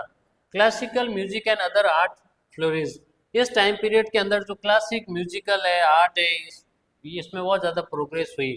यानी औरंगजेब को छोड़ के बाकी जितने भी राजा थे उन्होंने इसमें इंटरेस्ट लिया। औरंगजेब है उसने बिल्कुल म्यूजिक वगैरह बंद कर दिया था। डेवलपमेंट ऑफ ब्यूटीफुल कैलियोग्राफी, इस टाइम पीरियड के अंदर ब्यूटीफुल कैलियोग्राफी है वो आई। Growth of miniature painting traditions, और इस टाइम पीरियड में मिनिएचर क्या होती है, छोटी पेंटिंग होती है, वो भी इस टाइम पीरियड के अंदर ट्रेडिशन में आई थी। ये हम लोग देखते हैं रेड फोर्ट है दिल्ली के अंदर है, ये मुगल टाइम पीरियड के अंदर बना है। हुमायूं का टॉम बना हुआ है दिल्ली के अंदर, और ये आगरा का रेड फोर्ट है। ये हमें मुगल टाइम पीरियड के आर्किटेक्चर के एग्जाम्पल है ये। औरंगजेब, ये औरंगजेब की पिक्चर है। Aurangzeb became the Mughal emperor after a violent war of succession among the son of the Shah Jahan. यानी औरंगजेब है, शाहजहां के टोटल 4 सन थे, उसमें औरंगजेब भी एक था। वो अपने 3 भाइयों को मार के और राजा बनता है। इन 1657 शाहजहां फेल सीरियसली इल। 1657 के अंदर शाहजहां है वो बीमारी से ग्रसित हो जाता है, और उसके जस्ट बीमार होते ही है वो ताज को लेके और जंग छिड़ जाती है। Shah Jahan wanted his eldest son Dara Shikoh to become the next emperor. Shah Jahan ये चाहता है कि उसका जो सबसे बड़ा बेटा है दारा शिकोह है वो उसके बाद एम्परर बने, लेकिन औरंगजेब है वो अपने भाइयों को मार के और बैटल ऑफ धर्मत है उसमें अपने भाइयों को हरा के और खुद है वो दिल्ली का एम्परर बन जाता है। Aurangzeb fought A series of battle against Dara Shikoh. Aurangzeb है वो दारा शिकोह के पास में शाही सेना होती है और औरंगजेब के पास है वो खुद की आर्मी होती है। दोनों के बीच में वो लड़ाई होती है, उसमें औरंगजेब है वो जीत जाता है। He defeated and executed Dara Shikoh, वो दारा शिकोह को हरा देता है, और औरंगजेब है वो दारा शिकोह को हरा देता है। Aurangzeb also remove his 2 other brother. Aurangzeb Dara Shikoh के साथ में अपने 2 और भाइयों को भी रिमूव कर देता है। One brother was arrested and executed, अपने एक भाई को पकड़ के और जेल में डाल देता है और दूसरे को जबरदस्ती निकाल देता है। इम्प्रीजमेंट ऑफ शाहजहां, और वो अपने बाप को है वो जेल में डाल देता है। To prevent challenges to his rule Aurangzeb imprisoned his father Shahjahan in Agra fort. Aurangzeb को ये लगा कि शाहजहां कहीं उसका विरोध नहीं कर दे, इसलिए वो अपने बाप शाहजहां को है वो आगरा के फोर्ट के अंदर बंद कर देता है। Shah Jahan remained imprisoned there until his death, और शाहजहां को तब तक कैद के अंदर रखा जाता है जब तक कि उसकी डेथ नहीं हो जाती है। अब औरंगजेब का टाइम पीरियड देखे, औरंगजेब है वो खुद ही राजा बन गेट के अंदर। he adopted the title Alamgir. Aurangzeb है वो आलमगीर का टाइटल लेके और एम्परर बनता है, meaning conqueror of the world. Alamgir का मतलब होता है conqueror of the world. He ruled the Mughal empire for about 49 years. 49 year तक है वो रूल करता है। Aurangzeb rule and policy, Aurangzeb की क्या रूल थे और क्या पॉलिसीज थी। उसने मिलिट्री को एक्सपेंशन दिया। Aurangzeb was a skilled military commander. Aurangzeb एक स्किल्ड मिलिट्री कमांडर था। ही कंडक्टेड मैनी मिलिट्री कैंपेन्स, वो बस चलाता है, और दक्कन को पहली बार कोई मुगल एम्परर है वो अपने कंट्रोल में लेके आता है। During his reign the Mughal empire reached its greatest territorial expansion, यानी सबसे बड़ा अगर किसी के पास में एरिया था तो वो औरंगजेब के पास था। कंटिन्यूस वॉर, औरंगजेब है वो लगातार युद्ध लड़ता है। His rule face many rebellions and conflict, Aurangzeb के टाइम पीरियड के अंदर बहुत ज़्यादा विद्रोह होते हैं, कॉन्फ्लिक्ट होता है बहुत ज़्यादा। Aurangzeb spend the last 25 years of his life fighting Wars in the Deccan, और औरंगजेब है वो लास्ट के 25 ईयर तक दक्कन को जीतने में लगा देता है। इसलिए कहा जाता है कि जो दक्कन है वो औरंगजेब की कब्रगाह बन गया। Maintaining large आर्मीज during this campaign, और उसने दक्कन को अपने, उसकी जिद थी कि वो दक्कन को अपने कंट्रोल में करेगा। ड्रेन द एम्पायर्स ट्रेजरी, और वो अपना जितना भी ट्रेजरी का खजाना होता है वो दक्कन को जीतने में लगा देता है। और put heavy pressure on the administration, इसकी वजह से एडमिनिस्ट्रेशन के ऊपर बहुत ज़्यादा दबाव बना दिया जाता है। These problems are considered major reason for the decline of the Mughal empire after his death 1707, और यही कारण होता है कि औरंगजेब ने पूरा का पूरा ध्यान है वो दक्कन में लगाया। उसने अपने ट्रेजरी का जितना भी खजाना था वो दक्कन में लगाया, पूरे के पूरे एडमिनिस्ट्रेशन को उसने दक्कन को जीतने में लगा दिया है। उसका जो एम्पायर है वो उसकी मौत के बाद है वो ख़त्म हो जाता है। रिलीजियस पॉलिसी, औरंगजेब की रिलीजियस पॉलिसी क्या थी? वो सुन्नी इस्लाम को मानता था, स्ट्रिक्टली फॉलो करता था उसको। अपने रिलीजन के जितने भी रिचुअल्स है, जो धारणाएं वगैरह होती थी, उसको केयरफुली वो मानता भी था। अनलाइक अकबर, ही इंट्रोड्यूस स्ट्रिक्टर रिलीजियस पॉलिसी। वो अकबर की तरह नहीं था, उसने रिलीजियस पॉलिसी को बहुत स्ट्रिक्टली फॉलो किया था औरंगजेब ने। Change in court and taxes, Aurangzeb जब एम्परर बनता है तो वो म्यूजिक के ऊपर बैन लगा देता है, उसके कोर्ट के अंदर डांस को वो बैन कर देता है, क्योंकि उसको ये लगता है कि इस्लाम के अंदर ये सब चीज़ें हैं वो गलत है, इसलिए वो इन सब चीज़ों को बैन कर देता है। ही री इम्पोज द जजिया टैक्स, और वो हिंदुओं के ऊपर जो टैक्स लगता था जजिया, उसको भी वापस से इम्पोज कर देता है, जिसको कि अकबर है उसने रिमूव कर दिया था। ये also impose pilgrimage tax on Hindus visiting their sacred palaces, और उसने इसके अलावा हिंदुओं के ऊपर और टैक्स लगाया कि अगर कोई हिंदू है वो धार्मिक यात्रा करेगा तो उसको टैक्स देना पड़ेगा। मोटिव्स एंड रिलीजियस पॉलिसीज, कुछ स्कॉलर है वो ये मानते हैं कि औरंगजेब ने जितने भी काम किए हैं उसके पीछे का रीजन क्या था? उसके पीछे पॉलिटिकल रीजंस थे। ऐसा कहीं कहीं पर ये भी आ रखा है कि औरंगजेब है उसने कुछ मंदिरों को डोनेशन भी दिया था, और उसके जो फरमान है उससे उसके रिलीजन के बारे में भी पता चलता है कि वो धर्म के बारे में क्या सोचता था। फरमान क्या होता है? मुगल टाइम पीरियड के दौरान जो एम्परर था वो जो ऑर्डर जारी करता था उस ऑर्डर को हम लोग फरमान बोलते हैं फारसी में। इम्पोर्टेंट ऑर्डर्स 1669, 1669 के अंदर औरंगजेब है वो कुछ ऑर्डर जारी करता है। वो बोलता है कि जो नॉन मुस्लिम्स स्कूल है, टेम्पल्स वगैरह है, उस सबको तोड़ा जाए। टेम्पल डेस्ट्रॉय कर दिए गए उसके ऑर्डर के बाद।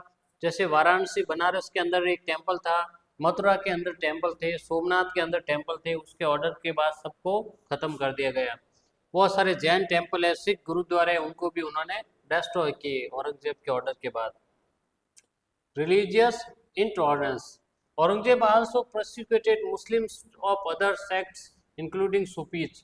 औरंगजेब का अगर इंटॉलरेंस देखना है तो वो सिर्फ हिंदू रिलीजन को लेके नहीं था, उसका अन्य रिलीजन को लेके भी वो इंटॉलरेंस ही था। जैसे उसने जो पर्शियन लोग थे उनको भी परेशान किया। इसके साथ साथ में जो मुस्लिम्स है उसमें जो सूफी एक संप्रदाय था उनके लोगों को भी उसने परेशान किया। ये सब देख के हमें लगता है, ये देख सकते हैं कि औरंगजेब के जितने भी काम थे वो पॉलिटिकल से इंस्पायर थे, या फिर वो उसके जो पर्सनल जिस रिलीजन को मानता था वो उसको ध्यान में रख के और काम करता था। रेजिस्टेंस टू द मुगल, बहुत सारे ऐसे फार्मर्स वगैरह थे जिन्होंने मुगलों का रेजिस्टेंस किया। उसमें सबसे पहले कौन आते हैं? जाट आते हैं। जाट है वो उत्तर प्रदेश से हरियाणा और ईस्टर्न राजस्थान के अंदर रहते हैं। उन्होंने एक अत्याचारी जो एक मुगल ऑफिसर था उसकी हत्या कर दी, और बाद में लगभग 20,000 के आसपास जाट फाइटर्स थे, उन्होंने ब्रेव मुगल आर्मी का मुकाबला किया, लेकिन उनके जो लीडर है डेथ हो जाती है, और बाद में इस विद्रोह को दबा दिया जाता है। नेक्स्ट है tribal resistance. Many tribal group resisted Mughal control including Bhil, Gond, Santal और कोच। ये लोग थे, इन्होंने मुगलों का विरोध किया। रीजन फॉर रेजिस्टेंस, रेजिस्टेंस करने के पीछे का रीजन क्या था कि उनके ऊपर बहुत ज़्यादा टैक्स है वो इम्पोज कर दिए गए थे। उसका रिजल्ट ये निकला, सम ट्राइब्स वर सब्स्टिट्यूटेड और integrated into the Mughal empire और दिल्ली सुल्तानेट, कि कुछ ट्राइबल्स जो एम्पायर थे उनको मुगलों ने अपने कंट्रोल में ले लिया, और कुछ थे जो पहाड़ वगैरह में रहते थे, हिल स्टेशन कुछ थे वो जैसे फॉरेस्ट है, हिल्स वगैरह रिमोट एरिया में रहते थे, वो थोड़ी बहुत इंडिपेंडेंट रहने का उन्होंने प्रयास किया। रानी दुर्गावती, मुगलों का जो रेजिस्टेंस किया था उसमें रानी दुर्गावती का नाम भी फेमस है। रानी दुर्गावती है वो गर किंगडम की रानी थी, जो एक गॉड कम्युनिटी से बिलोंग करती थी, और वो अपनी बहादुरी के लिए जानी जाती है। रानी दुर्गावती है उसने बहुत ही बुद्धिपूर्वक है वो अपने शासन को चलाया, और उसने एक स्ट्रॉन्ग आर्मी बनाई जिसमें लगभग 20,000 के आसपास सोल्जर्स थे और 1,000 के आसपास में एलिफेंट थे। सक्सेसफुली रिपेल्ड सेवरल इन्वेजन्स, और उसने सफलतापूर्वक बहुत सारे आक्रमण भी किए थे। लेकिन 1564 के अंदर क्या होता है? Mughal general sent by Akbar attacked her kingdom, लेकिन अकबर है वो उसके किंगडम के ऊपर अटैक करने के लिए अपने जनरल को भेजता है। डिस्पाइट बीइंग आउट नंबर्ड and having weaker weapons she personally led her army in battle. अब रानी दुर्गावती के पास में ज़्यादा कोई भारी वेपन्स वगैरह नहीं थे, लेकिन फिर भी है वो बहादुरी से अपनी आर्मी के साथ में लड़ी और अंत में है उसकी डेथ हो जाती है और उसके पूरी एरिया को कैप्चर कर दिया जाता है। His sacrifice become a symbol of bravery। Rani Durgavati है वो एक सिंबल है किसका? ब्रेवरी का, रीजनल प्राइड का और रेजिस्टेंस इन इंडियन हिस्ट्री। और इंडियन हिस्ट्री के अंदर जब भी विद्रोह की बात आती है, अत्याचार के खिलाफ खड़े होने की बात आती है, तो रानी दुर्गावती को हम लोग याद करते हैं। स्वर्ग ऑफ द राजपूत, कुछ ऐसे राजपूत राजा थे जिन्होंने भी मुगलों का विरोध किया। Rajput lived in north west India and had strong warrior traditions. Rajput है वो कहाँ रहते हैं? नॉर्थ वेस्ट वाले पार्ट में रहते हैं इंडिया के, और वो एक स्ट्रॉन्ग वॉरियर्स थे। They inherited traditions from earlier dynasties like the Pratiharas dynasty. और इनका जो टाइम पीरियड है वो मुगलों से भी बहुत पहले शुरू होता है। जैसे जो एंसेंट जो राजपूत राजा थे, पर्तियार डायनेस्टी है, which had resisted Arab invasion in Sindh. और जो पर्तियार थे जब अरब की साइड से अटैक हो रहे थे तब भी उन्होंने उसका रेजिस्टेंस किया था। जैसे हमने दारसेन के बारे में पढ़ा कि दारसेन ने जो अरब अटैक था उसको रोका था। After the conquest by the Khilji dynasty Rajput rebuild their kingdoms. Khilji dynasty जब खत्म हो गई तो राजपूत थे इन्होंने वापस से खुद को रीबिल्ड करने का काम किया। बात करें मेजर टू राजपूत डायनेस्टी की जिन्होंने मुगलों का रेजिस्टेंस किया था, तो उसमें फर्स्ट आता है मेवाड़ और सेकंड आता है मारवाड़। मेवाड़ और मारवाड़ के बहुत सारे राजा थे जिन्होंने मुगलों का विरोध किया। जैसे राणा कुंभा है, ये मेवाड़ के फेमस रूरल थे और इन्होंने मुगलों का विरोध किया था। सेकंड आता है राणा सांगा।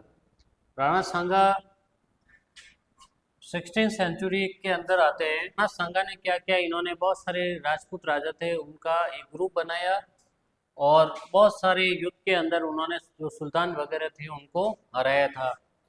जैसे खानवा की जो द बैटल ऑफ खानवा होता है, उस युद्ध के अंदर राणा सांगा है वो बाबर को हरा देते हैं। द बैटल ऑफ पानीपत होता है 1526 के अंदर, और उसके नेक्स्ट ईयर 1527 के अंदर द बैटल ऑफ खानवा होता है, उसमें राणा सांगा है वो बाबर को उस लड़ाई में हरा देते हैं। ये मेवाड़ का राज चिन्ह है, इसके अंदर एक साइड में भील है और दूसरी साइड में मेवाड़ के जो महाराणा खड़े हैं।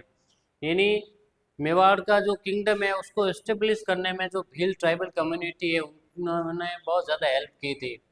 अगर महाराणा प्रताप की बात करें, महाराणा प्रताप के फादर का नाम था Uday Singh. Refuse to accept Mughal rule. Maharana Pratap थे इन्होंने मुगलों का रूल एक्सेप्ट करने से मना कर दिया।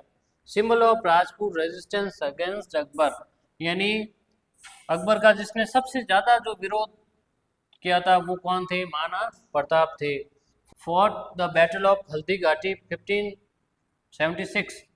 महाराणा प्रताप और अकबर के जो जनरल होते हैं कमांडर आर्मी के मान सिंह, उनके बीच में the battle of Haldi Ghati होती है। और ये जो बैटल होती है ये अरावली रेंज के अंदर होती है और इस लड़ाई के अंदर ये लड़ाई अनिर्णायक रहती है। ना तो महाराणा प्रताप जीतते हैं ना मान सिंह की जीत होती है, लेकिन मान सिंह है वो इस लड़ाई में घायल जरूर हो जाते हैं। उसके बाद महाराणा प्रताप है वो गुरिल्ला वॉरफेयर का सहारा लेते हैं, यानी छिपकर है ये मुगलों के जो ठिकाने होते हैं उनके ऊपर ये अटैक करते हैं। गुरिल्ला वॉरफेयर जैसे हम मराठाओं के अंदर शिवाजी महाराज का देखते हैं कि उन्होंने भी गुरिल्ला वॉरफेयर का सहारा लिया था। महाराणा प्रताप है उन्होंने भी गुरिल्ला वॉरफेयर का सहारा लेके और बहुत सारे ऐसे एरियाज थे मुगलों के जिन्होंने उनको कैप्चर किया। जैसे द बैटल ऑफ दिवेर में हम लोग देखते हैं कि महाराणा प्रताप है वो दिवेर की युद्ध के अंदर जीत जाते हैं और आर्मी का जो हेडक्वार्टर होता है दिवेर उसको वो कैप्चर कर देते हैं। Support from tribes. Maharana Pratap को जो भील ट्राइब्स होते हैं वो बहुत ज़्यादा सपोर्ट करते हैं। They serve the archers and use their knowledge of the terrain to help Rajput force. Maharana Pratap को भील कम्युनिटी है वो बहुत ज़्यादा हेल्प करती है, क्योंकि जो भील कम्युनिटी है वो ट्राइबल है और वहाँ का जो एरिया है अरावली का वो एकदम रफली टेरेन है, ऊबड़ खाबड़ एरिया है, तो उसकी पूरी नॉलेज है वो भील कम्युनिटी को रहती है। तो वो राजपूत जो राजा होते हैं उनकी हेल्प करते हैं। बिकॉज ऑफ दिस, और भीलों ने मेवाड़ डायनेस्टी को बचाने में हेल्प की थी, और भीलों को जो मेवाड़ की जो आर्मी है उसमें बहुत ही ज़्यादा इम्पोर्टेंस रोल दिया गया।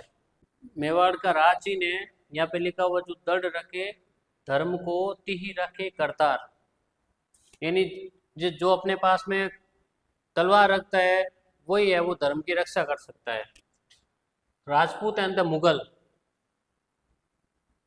Rajput and the Mughal, some Rajput formed alliance with the Mughal empire, कुछ ऐसे राजपूत राजा हुए जिन्होंने मुगलों के खिलाफ लड़ाई लड़ने के लिए अलायंस किया, यानी गठजोड़ किया उन्होंने, through diplomacy and marriage alliance.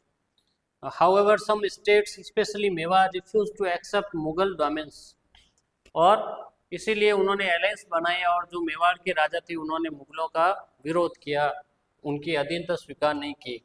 During the rain of Aurangzeb, several Rajput nobles rebelled against Mughal rule, और जब औरंगजेब का रूल चल रहा था और जब औरंगजेब बादशाह था, तब है वो मुगलों ने उनकी अधीनता स्वीकार नहीं की। अब मेवाड़ के बाद नेक्स्ट नंबर आता है जोधपुर का। जोधपुर के अंदर देखते हैं कि कौन कौन से ऐसे राजपूत राजा थे जिन्होंने मुगलों का विरोध किया।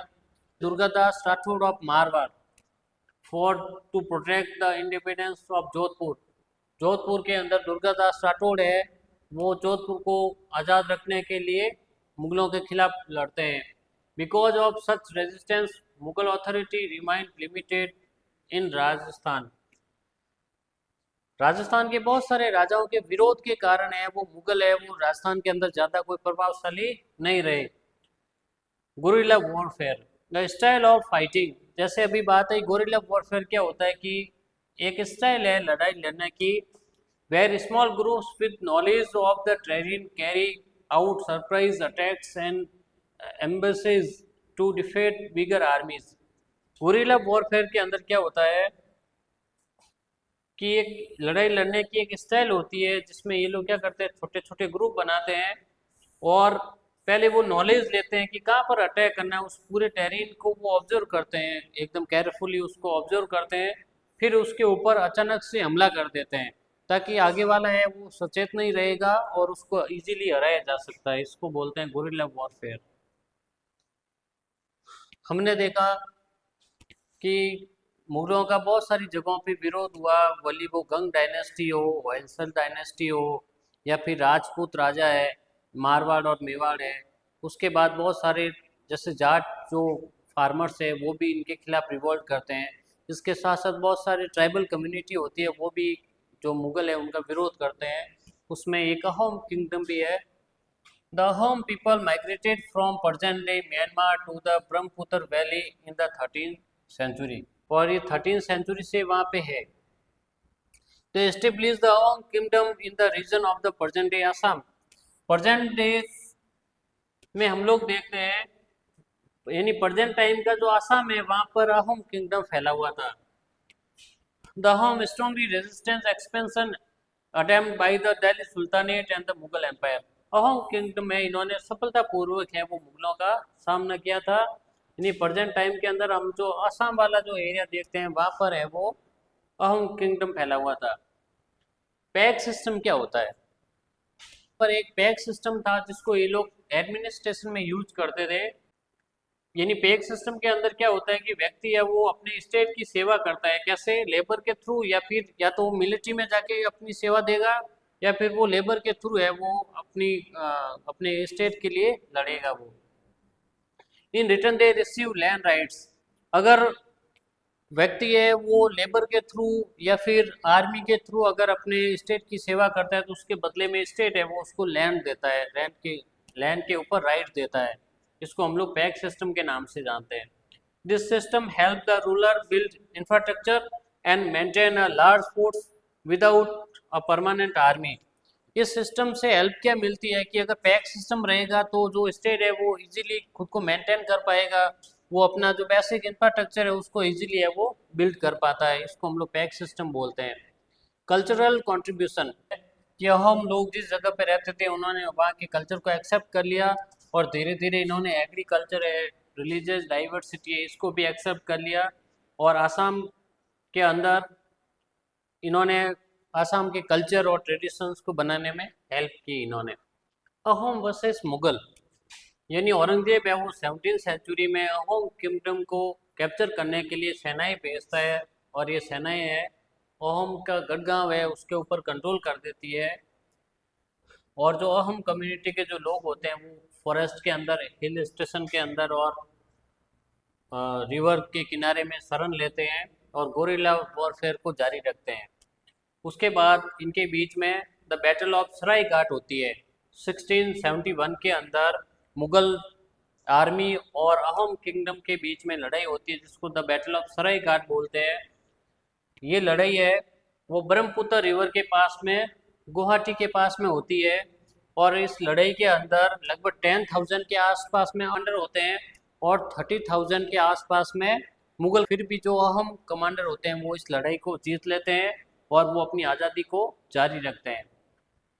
नेक्स्ट है द राइज ऑफ सिख, यानी इंडिया के मैप के अंदर हम लोग देखेंगे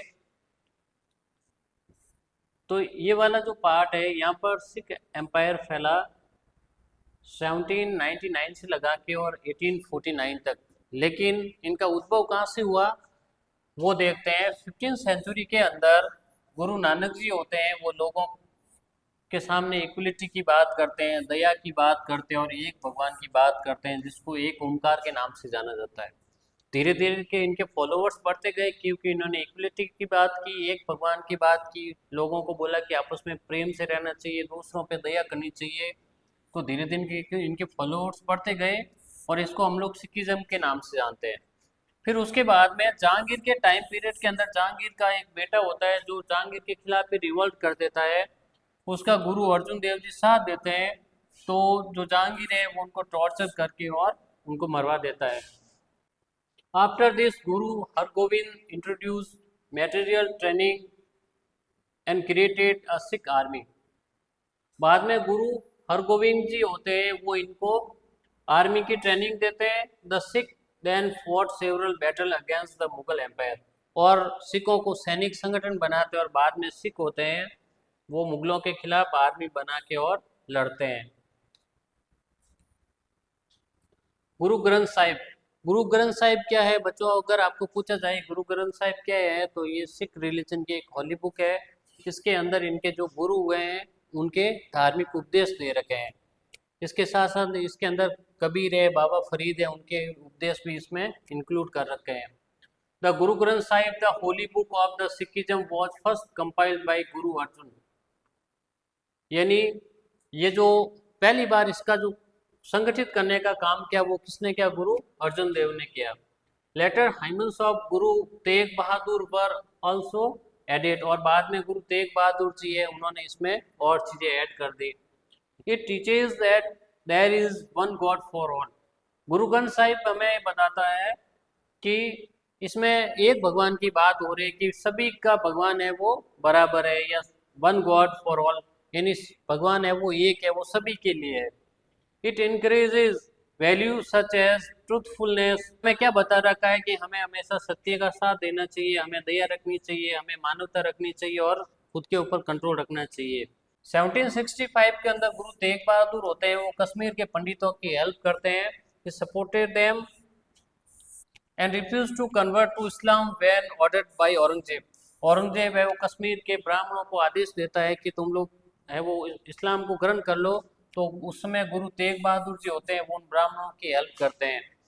औरंगजेब है वो गुरु तेग बहादुर जी को तरह तरीके से टॉर्चर करता है और उसके बाद चांदनी चौक दिल्ली के अंदर 1675 के अंदर उनको खुलेआम फांसी पे लटका देता है। ये गुरु गोविंद सिंह जी की पिक्चर है। हिज सन गुरु गोविंद सिंह, और उसके बाद उनके जो बेटे होते हैं गुरु गोविंद सिंह जी जो सिख धर्म के, जैसे फर्स्ट हमने देखा कि सबसे जो फर्स्ट गुरु जी थे उनका नाम था गुरु नानक देव जी, और सबसे जो 10th गुरु है उनका नाम क्या है, गुरु गोविंद सिंह जी है, वो सिखों के 10th गुरु थे। Responded by creating the Khalsa, और गुरु गोविंद सिंह जी है वो खालसा पंथ बनाते हैं। इसमें क्या होता है, सिखों को सैनिक रूप से संगठित करते हैं। The Khalsa was a material brotherhood committed to justice, equality and defence of the faith. Khalsa Panth का जो मेन टारगेट होता है कि वो न्याय की बात करते हैं, वो इक्वलिटी की बात करते हैं और जुर्म के खिलाफ लड़ने की बात करते हैं। The Sikh frequently fought battle against the Mughal empire, और सिख होते हैं वो लगातार मुगलों का प्रतिरोध करते हैं और हार नहीं मानते हैं। गुरुद्वारा शीशगंज साहिब, इट इज़ के बारे में ध्यान रखना है कि ये चांदनी चौक दिल्ली के अंदर लोकेटेड है और it marks the site where Guru Tegh Bahadur the 9th Sikh Guru was beheaded in 1675 on the order of Aurangzeb. और ये जो गुरुद्वारा है शीशगंज, इसको हमें इसलिए याद रखना है क्योंकि जो 9th गुरु जी थे, जिनको औरंगजेब है, जिनका नाम था गुरु तेग बहादुर जी, उनको औरंगजेब है वो फांसी पे लटका देता है। उनकी याद में उस जगह पे गुरुद्वारा बनाया गया जिसको शीशगंज के नाम से जाना जाता है। The gurdwara symbolize faith, courage and sacrifice in Sikhism. ये गुरुद्वारा है, ये आस्था, साहस और बलिदान का प्रतीक है।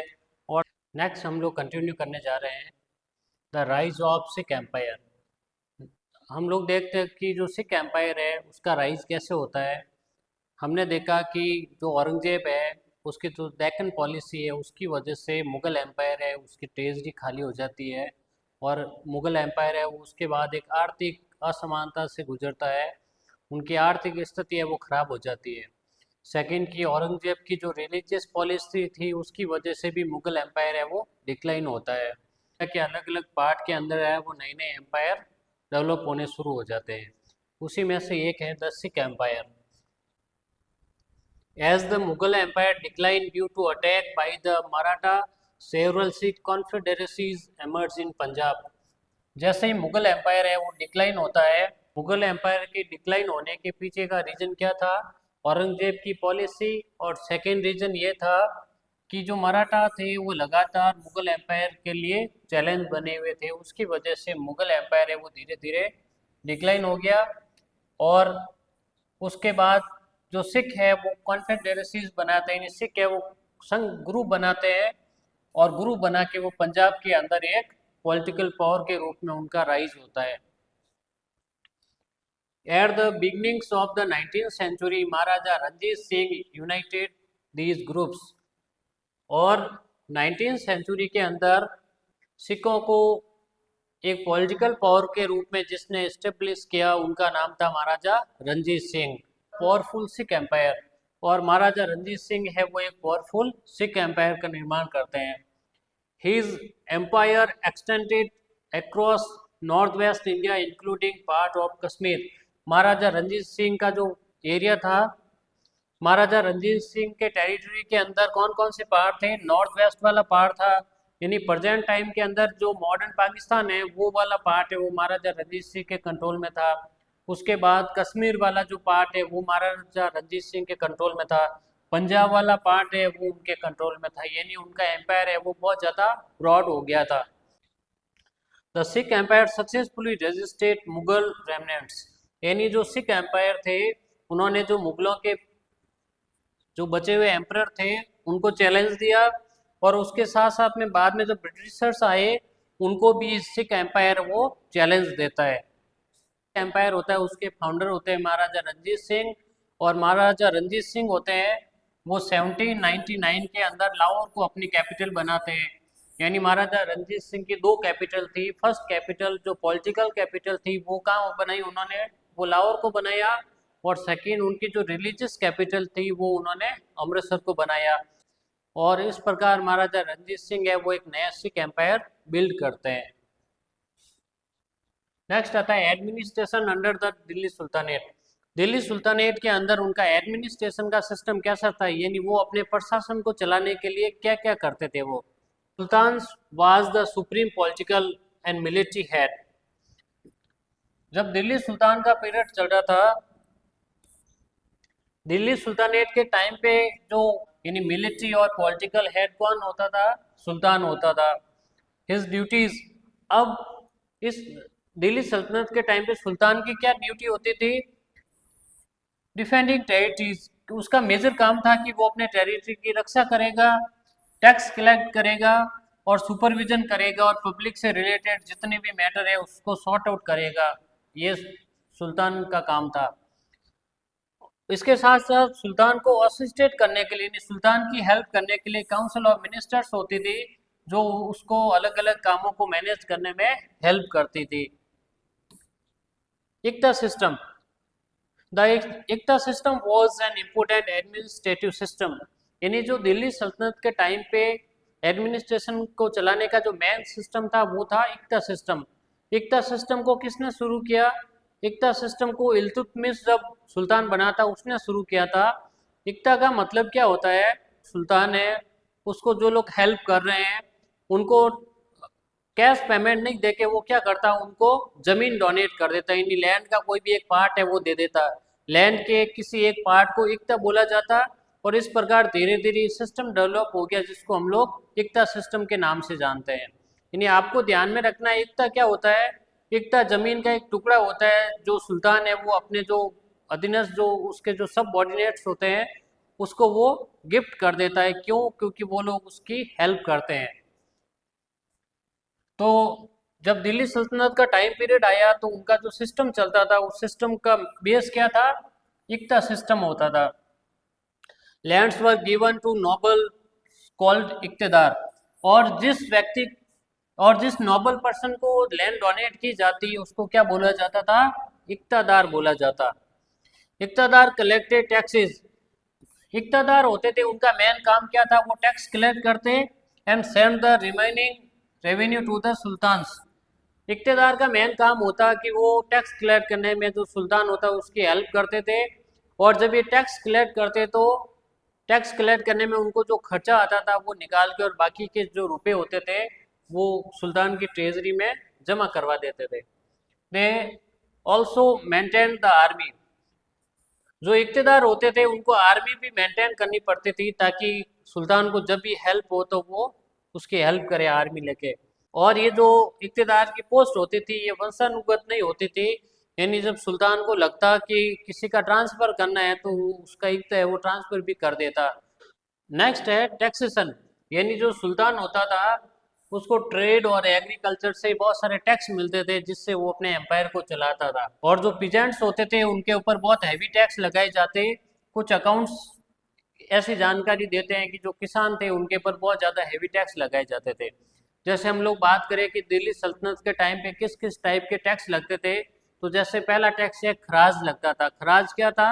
रेवेन्यू टैक्स था। पीजेंट्स होते थे उनकी जो एग्रीकल्चर होती थी और उसका जो प्रोडक्शन होता था उसका लगभग 50% पार्ट है वो सुल्तान को देना पड़ता था। इसके साथ साथ ज़कात टैक्स भी लगता था। ज़कात टैक्स में क्या था कि जो मुसलमान होते थे वो जो प्रॉपर्टी खरीदते थे उस प्रॉपर्टी के ऊपर भी टैक्स लगता था जिसको क्या बोला जाता था? एक चराई कर भी लगता था। जैसे किसी के पास में दुधारू पशु है, वो अगर अपने पशुओं को चराते थे तो उसके बदले में उसको जो सुल्तान था उसको टैक्स देना पड़ता। इसके अलावा एक और टाइप का खम्स एक टैक्स लगता था। खम्स टैक्स में क्या होता कि जो सुल्तान के जो सोल्जर होते वो किसी जगह के ऊपर लूटपाट कर देते तो जो लूट का सामान होता था उसका 1/5 पार्ट यानी लगभग 20% जो पार्ट है वो सुल्तान को देना पड़ता। जैसे वो अगर उन्होंने कहीं पर अटैक किया और उस समय की करेंसी जो थी जैसे 100 रुपीज़ की करेंसी मान लो थी उस समय, तो 20 रुपीज़ है वो सुल्तान को देने पड़ते थे। इस टैक्स को क्या बोला गया? खम्स टैक्स बोला गया, नहीं लूट के ऊपर भी टैक्स लगता था। आपने प्रीवियस वाले पार्ट में देखा था कि जो हिंदू थे उनके ऊपर जजिया टैक्स भी लगता था।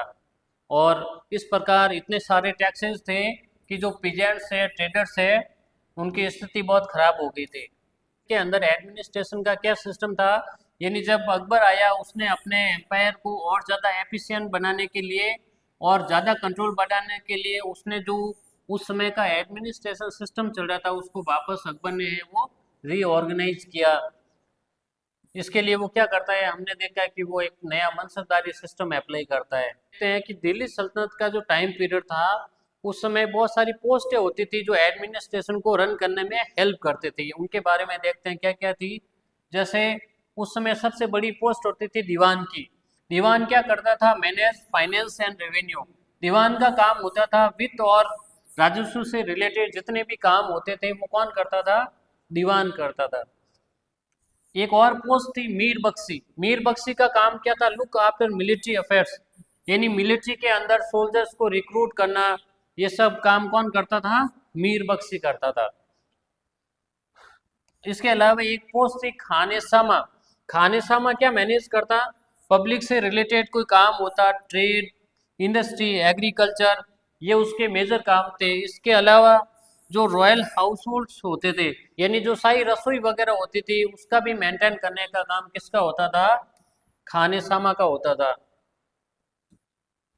नेक्स्ट है सदर, रेस्पॉन्सिबल फॉर जस्टिस, यानी सदर का काम होता जस्टिस करना, रिलीजन से रिलेटेड मैटर देखना, और एजुकेशनल मैटर होते थे उसको सॉर्ट आउट कौन करता था? सदर करता था। एडमिनिस्ट्रेटिव स्ट्रक्चर, एडमिनिस्ट्रेटिव स्ट्रक्चर कैसा था उस समय? जैसे हम लोग देखते हैं कि अकबर है, वो अपने पूरे टोटल एम्पायर को 12 प्रोविजंस के अंदर डिवाइड कर दिया उसने, ताकि वो इजीली एडमिनिस्ट्रेशन कर पाए।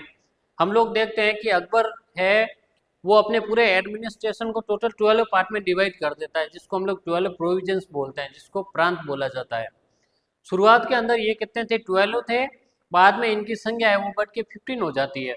इन्हीं सबसे जो हेड जो यूनिट थी वो क्या थी? वो टोटल जो एम्पायर था वो था, उस एम्पायर को उसने अलग अलग पार्ट में डिवाइड किया ताकि वो इजीली है वो एडमिनिस्ट्रेशन कर पाए, उसको हम लोग बोलते हैं प्रांत। प्रांत के नीचे एक और यूनिट थी जिसको बोला जाता था सरकार। यानी अगर प्रेजेंट टाइम में देखें, जो जो कंट्री है उसको तो उसका पूरा एम्पायर बोला जाता।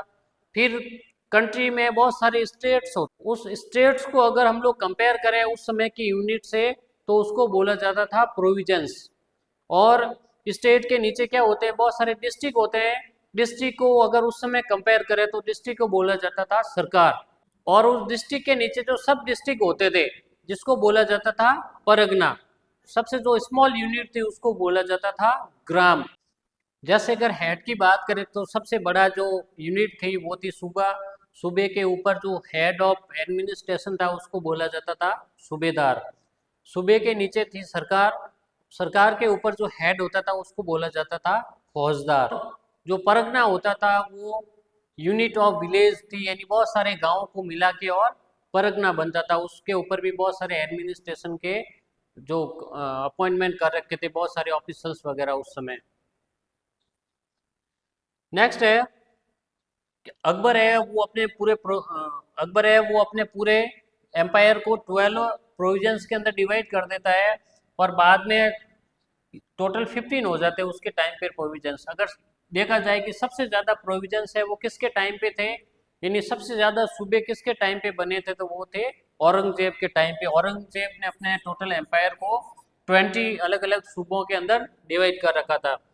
सूबा वर फर्दर सब divided into smaller administrative units, यानी जो सूबा होता था उसको भी अलग अलग सब डिवाइडेड कर दिया जाता। जैसे जो सूबा होता उसको किस में डिवाइड कर दिया जाता? उसको सरकार के अंदर डिवाइड कर दिया जाता, और उसके ऊपर हेड बैठाया जाता जिसको बोला जाता था फौजदार। और जो सूबा होता था उस सूबे के हेड को क्या बोला जाता? सूबेदार बोला जाता। Official had checked and balance to prevent misuse of power, और उसने अपने एडमिनिस्ट्रेशन को इस टाइप से ऑर्गेनाइज किया कि हर अधिकारी है वो एक दूसरे को चेक करे, और किसी के पास भी ज़्यादा पावर नहीं रखी उसने, ताकि जो पावर है वो बैलेंस रहे, और कोई भी अधिकारी है वो अपने पावर का मिसयूज नहीं कर पाए। एट द विलेज लेवल के ऊपर उसने पहले ही से ही गांव के अंदर जो सेल्फ गवर्नेंस चल रही थी उसी को कंटिन्यू रखा था। मनसबदारी सिस्टम, अकबर के टाइम पे उसने क्या किया? अपने एडमिनिस्ट्रेशन को इफेक्टिव बनाने के लिए एक नया सिस्टम बनाया जिसको हम लोग मनसबदारी सिस्टम बोलते हैं। जैसे हमने देखा कि दिल्ली सल्तनत के टाइम पे एक नया एडमिनिस्ट्रेटिव सिस्टम आया जिसको हम लोग क्या बोलते हैं? इक्तदारी इक्ता सिस्टम बोलते हैं। वैसे के वैसे अकबर ने एक नया सिस्टम इंट्रोड्यूस किया जिसको हम लोग बोलते हैं mansabdari system. By Akbar to organise the Mughal administration and army, Akbar ने अपने एडमिनिस्ट्रेशन को इफेक्टिव बनाने के लिए एक नया सिस्टम बनाया ताकि वो एडमिनिस्ट्रेशन और आर्मी को इजीली कंट्रोल कर सके। Describe by Abul Fazal in the Ain Akbari, और मनसबदारी सिस्टम के बारे में जो अबुल फजल है उसने अपनी बुक है आईन अकबरी, उसमें इसने पूरे डिटेल में समझा रखा है। इसमें क्या क्या होता था? ऑफिसर्स कॉल्ड मनसबदार, यानी मनसबदारी सिस्टम में क्या होता है कि जो हेड होता था मनसब का उसको क्या बोला जाता था, मनसबदार। वर गिवन बाय अ मनसब और रैंक, पर मनसबदार को एक रैंक दी जाती थी और उस रैंक को क्या बोला जाता था, मनसब बोला जाता।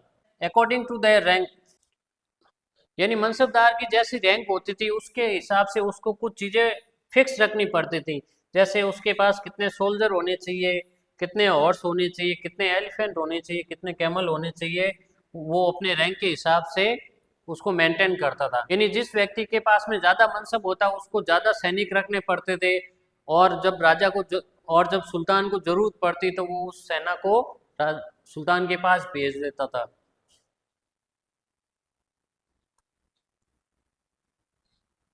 This system allowed the empire to assemble an army quickly without a permanent central army. मनसबदारी जो सिस्टम बना था, जो मनसबदारी सिस्टम बना था उसकी सबसे अच्छी बात क्या थी कि राजा को अब वो परमानेंट कोई भी आर्मी नहीं रखनी पड़ती थी। जब भी उसको जरूरत पड़ती तो वो मनसबदार को ऑर्डर देता और मनसबदार है वो उतनी मात्रा में उसको सोल्जर अवेलेबल करवा देता। और ये जो मनसब दिए जाते थे उसका जो एम्परर था उस समय का वो उसका रेगुलर इंस्पेक्शन करता, ताकि जिस मनसबदार को जितना मनसब अलॉट हो रखा है वो सफिशिएंट मात्रा में उसके पास में उतनी फोर्स है कि नहीं है। मनसबदार होते थे उसको पेमेंट कैसे किया जाता, mansabdar were paid through land assessment. यानी मनसबदार को कोई भी कैश पेमेंट नहीं दिया जाता। जैसे हमने देखा था कि इक्ता सिस्टम में क्या होता था, इक्ता यानी जमीन का एक छोटा सा टुकड़ा दे दिया जाता और धीरे धीरे है वो उसके पास में और ज़्यादा इक्ता बढ़ता जाता, यानी जैसे ही वो सेवाएं देता उस हिसाब से उसको इक्ता अलॉट हो जाता। मनसबदारी सिस्टम में भी ऐसा ही था, यानी जो मनसबदार होता था उसको लैंड दी जाती और उस लैंड को क्या बोला जाता था, जागीर।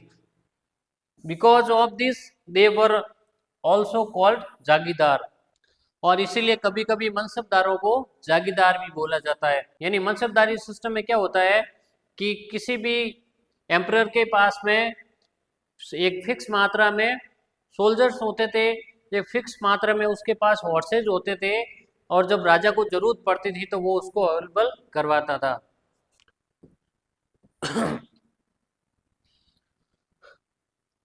एडमिनिस्ट्रेशन, हमने देखा कि अकबर है वो बाद में टॉलरेंस की पॉलिसी अपनाता है, अगर फिर भी हम उसका एडमिनिस्ट्रेशन देखें तो जो हायर पोस्ट थी उस पर उसने माइनॉरिटी के बहुत कम लोगों को हायर पोस्ट दे रखी थी। यानी उसने एडमिनिस्ट्रेशन में किसको प्रेफरेंस दी, यानी फॉरेन के मुसलमानों को, फिर इंडियन मुसलमानों को, और उसके बाद उसने जो हिंदू जो राजा होते थे उनको प्रेफरेंस दी एडमिनिस्ट्रेशन के अंदर। Raja Todarmal and Mughal revenue system, Raja Todarmal है वो अकबर का रेवेन्यू मिनिस्टर था। टोडरमल है वो अकबर का फाइनेंस मिनिस्टर था। अगर आपको पूछा जाए कि अकबर का फाइनेंस मिनिस्टर कौन था तो हमें बताना है Raja Todarmal. Introduce an efficient revenue system, उसने टैक्स कलेक्ट करने के लिए एक फिक्स सिस्टम इंट्रोड्यूस किया।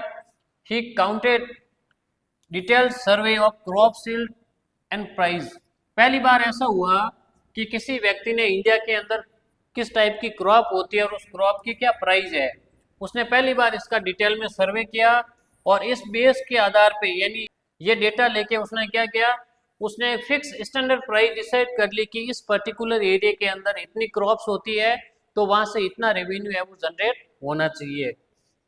ही also organise a systematic land survey across the Mughal empire, और उसने मुगल एम्पायर के अंदर जितने भी लैंड थी उसका सर्वे किया। These reforms improve tax collection. These reforms improve tax collection. और टोडरमल के द्वारा जो रिफॉर्मेशन किया गया उससे जो मुगल एम्पायर है उसमें टैक्स कलेक्शन है वो बढ़ गया था।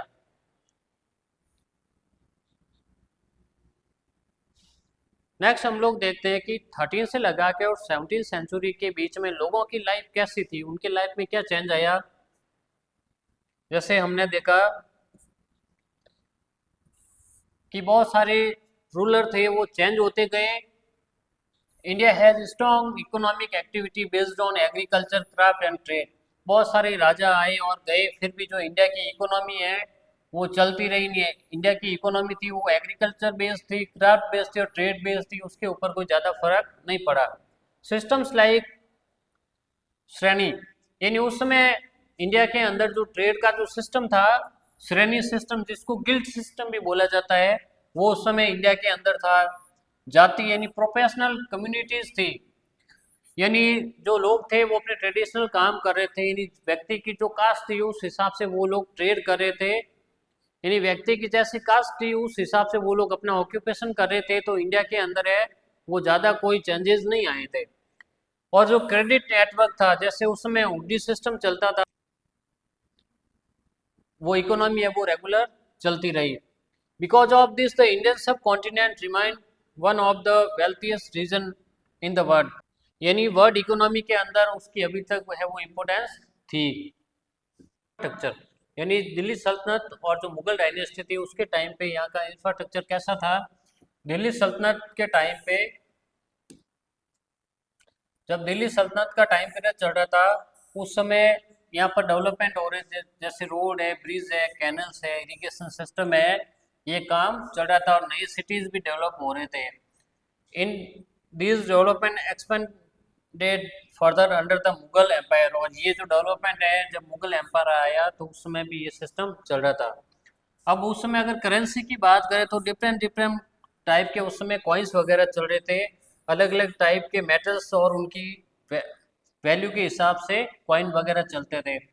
जैसे मुगल एम्पायर जब चल रहा था उस समय सिल्वर का जो कॉइन चलता था उसको रुपए के नाम से जाना जाता था। एंड द दाम कॉपर कॉइन, कॉपर का जो कॉइन होता था उसको दाम के नाम से जाना जाता, यानी तांबे का जो सिक्का होता था उसको बोला जाता था दाम, और सिल्वर का जो कॉइन होता था उसको बोला जाता था रुपया। यानी कॉइन, यानी जब उनको ज़्यादा पे करना पड़ता था उस समय वो सिल्वर का जो कॉइन होता था रुपया वो देते थे। इसके साथ साथ जो अकबर था उसने गोल्ड का कॉइन चलाया जिसको हम लोग मौर के नाम से जानते हैं। इसके अलावा चांदी का एक कॉइन भी चलता था जिसको जलाली के नाम से जाना जाता था। मिडावल इंडियन इकोनॉमी और agriculture, agriculture was the main basis of the Indian economy. उस समय की इंडियन इकोनॉमी थी उसका मेन बेस क्या था, उसका मेन बेस था एग्रीकल्चर। एग्रीकल्चर पे ही पूरा का पूरा जो इकोनॉमी वो चल रही थी। ऊपर के टाइम पे एग्रीकल्चर के ऊपर भी टैक्स लगता था जिसको जब्ती के नाम से जाना जाता है। जैसे अकबर का जो टाइम पीरियड है 17, जैसे अकबर का जो टाइम पीरियड है 1570 से लगा के और 71 के बीच में उसने टैक्स कलेक्शन का एक नया सिस्टम इंट्रोड्यूस किया जिसको जब्ती के नाम से भी जाना जाता है। Ruler independent on land revenue to maintain their administration and army, जो रूलर होते थे वो पूरी तरीके से लैंड रेवेन्यू के ऊपर डिपेंड रहते थे और उससे जो इनकम होती थी उससे वो अपनी आर्मी और एडमिनिस्ट्रेशन को मेंटेन करते थे। Usually 1/5 of the agricultural produce was taken as tax, generally ये होता कि टोटल जो प्रोडक्शन होता था उसका 1/5 लिया जाता है, यानी टोटल इनकम का 20% है वो टैक्स के रूप में लिया जाता था। लेकिन भुगतान ऐसे थे जो लगभग 50% के आसपास भी टैक्स लेते थे एग्रीकल्चर के ऊपर। Expansion of irrigation system increase agriculture productivity, और इस टाइम पीरियड के बाद इरिगेशन सिस्टम है वो एक्सपेंड हुआ, उसकी वजह से जो एग्रीकल्चर की प्रोडक्टिविटी है वो भी बढ़ी। जो फार्मर्स थे वो मल्टीपल क्रॉप यूज करते थे। उस टाइम पीरियड के अंदर फूड क्रॉप्स कौन कौन सी थी, जैसे हम लोग देखते हैं राइस है, व्हीट है, बैरली है, पल्सेज है, शुगर कैन है, स्पाइसेज है, ये उस समय की फूड क्रॉप्स होते थे। और नॉन फूड क्रॉप के अंदर कौन आता है, कॉटन आता है। कॉटन है वो टेक्सटाइल इंडस्ट्री में यूज होता था। इसके साथ साथ सिल्क है, वुल है, डाइज है, टिम्बर है, जूट है, इसका प्रोडक्शन भी होता था। उस समय एग्रीकल्चर के अंदर बहुत सारे चैलेंजेस भी थे, जैसे agricultural output varied by region और टाइम, यानी जो एग्रीकल्चर का प्रोडक्शन होता था वो टाइम और रीजन के हिसाब से अलग अलग होता था। पीजेंट्स है तो समटाइम दे फेस फेमाइन, यानी कभी कभी जो किसान है उनको अकाल का सामना करना पड़ता, बारिश नहीं होती थी। Relief depended on the kindness of the ruler, यानी कभी कभी बारिश हो जाती, अकाल पड़ जाता, तो टैक्स माफ करना या नहीं करना वो किसके ऊपर डिपेंड था, वो रूलर के ऊपर डिपेंड था। यानी वो अगर दयालु होता, काइंडनेस होता, तो वो टैक्स माफ कर देता, नहीं तो जबरदस्ती है वो किसानों से टैक्स लेता था। Crafts and industries, crafts people produce weapons, utensil, ornaments and jewellery. Craft और इंडस्ट्री के अंदर किसका प्रोडक्शन होता, वेपन्स वगैरह बनने शुरू हो गए थे, बर्तन वगैरह बनते थे, ऑर्नामेंट्स बनते और ज्वेलरी बनती थी इंडस्ट्री के अंदर। टेक्सटाइल का भी बहुत ज़्यादा प्रोडक्शन हो रहा था। फिर धीरे धीरे जब ट्रेड को बढ़ाने का टाइम आया तो उन्होंने शिप बिल्डिंग का काम भी शुरू कर दिया था।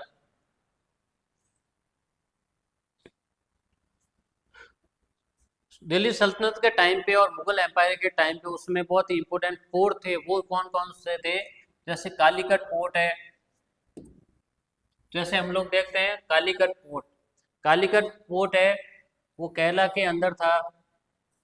उसके बाद मैंगलुरु पोर्ट है, सूरत पोर्ट है, मसूलीपट्टनम है, हुगली है, ये उस समय के इम्पोर्टेंट ट्रेड के पोर्ट थे जिनसे ट्रेड होता था। ये सूरत का पोर्ट है। इसके अलावा जो कलकत्ता वाला पोर्ट है वो भी उस समय बहुत इम्पोर्टेंट था। India exported more goods than its import. India है वो बहुत सारा गुड्स था उसको इम्पोर्ट करता था, जैसे सिल्क है, हॉर्सेज है, मेटल्स है, लग्जरियस गुड्स है, ये इंपोर्ट होते थे। Merchants from Arabia, Persia and central Asia settled in Indian ports. और उस समय इंडिया के अंदर इतना अच्छा ट्रेड था कि अरेबिया, जो अरब लोग हैं, पर्शियन लोग हैं और सेंट्रल एशिया के जो लोग थे वो इंडिया के जो पोर्ट थे वहीं पर उन्होंने अपना परमानेंट सेटलमेंट भी कर लिया था।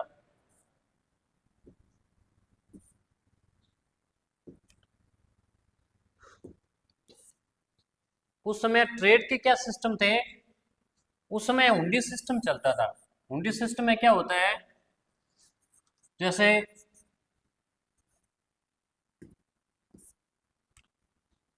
उस समय हुंडी सिस्टम चलता था। हुंडी सिस्टम में क्या होता है, जैसे ए कोई पैलेस है, उसको अपना सामान है वो बी पैलेस पे भेजना था, तो वो क्या करता कि ये जो हुंडी सिस्टम होता है, यानी बहुत सारे लोगों का एक ग्रुप होता है, उनका काम होता है कि वो सामान को एक जगह से दूसरी जगह ले जाते हैं और उसके बदले में वो कुछ एकदम मिनिमम प्राइस पे वो सामान को इधर से उधर ले जाते थे उस समय। इस सिस्टम को क्या बोला जाता था, हुंडी सिस्टम है। उसमें लूटपाट भी खूब होती थी, इसलिए ये लोग क्या करते थे, कारवाज में चलते थे, ग्रुप बना के चलते थे। The hundi system allowed merchant to transfer money without carrying cash. यानी उस समय लोग है वो एक जगह से दूसरी जगह जाते तो उनको कैश की जरूरत ही नहीं रहती थी, वो क्या करते, हुंडी सिस्टम के थ्रू रुपए भेज देते और फिर वहां जाके उसको ले लेते थे। This reduce the risk of the thief during travel. और हुंडी सिस्टम से वो रुपए भेज देते तो इससे रिस्क भी कम हो जाती और वो इजीली है वो ट्रेवल कर सकते थे। Merchant communities, trading communities such as the Marwaris were very active. और हमारे जो पूर्वज थे मारवाड़ी, वो उस समय भी फेमस थे और आज भी फेमस है। आपने देखा होगा मारवाड़ी है वो बांग्लादेश में जाके और जलेबी की दुकान डाल देता है। यानी मारवाड़ी कम्युनिटी थी वो ट्रेडिंग के अंदर बहुत ज़्यादा इम्प्रूवमेंट कर रखी थी उन्होंने उस समय भी। They develop network of the credit and trust. यानी ये जो हुंडी सिस्टम था इसकी वजह से इन्होंने क्रेडिट और ट्रस्ट का एक नेटवर्क डेवलप कर रखा था। Their trade system often work independently of political rulers. और ये बिना किसी पॉलिटिकल सपोर्ट के ये काम कर देते थे। Economic condition in the late 16th century.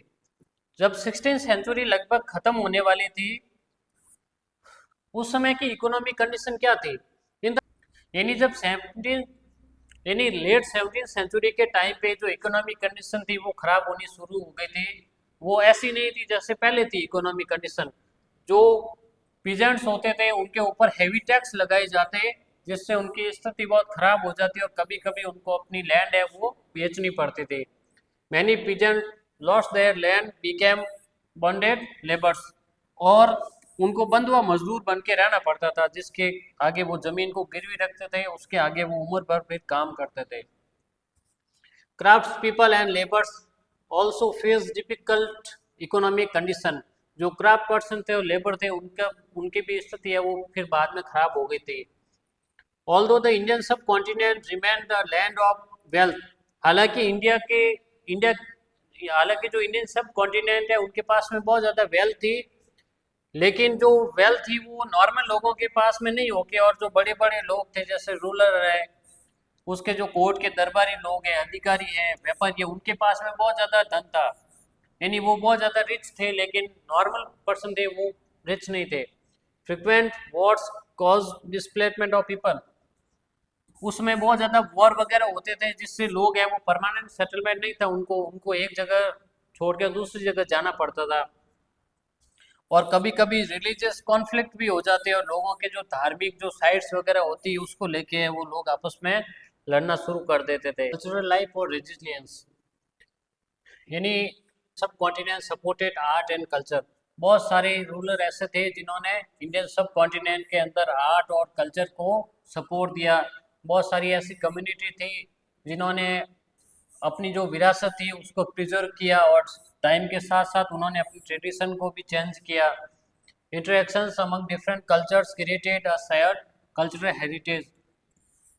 बहुत सारे कल्चर थे, उन्होंने आपस में इंटरेक्शन किया और इससे एक नया कल्चर का जन्म हुआ। का जो इकोनॉमी था वो बहुत अच्छा चल रहा था, पॉलिटिकल रूप से जरूर वो अनस्टेबल चल रहा था, और बहुत सारे चैलेंजेस होते हुए भी इंडिया में उसमें आर्ट है, कल्चर है, क्रिएटिविटी है, लिटरेचर है, स्पिरिचुअलिटी है, इन सब का डेवलपमेंट हुआ।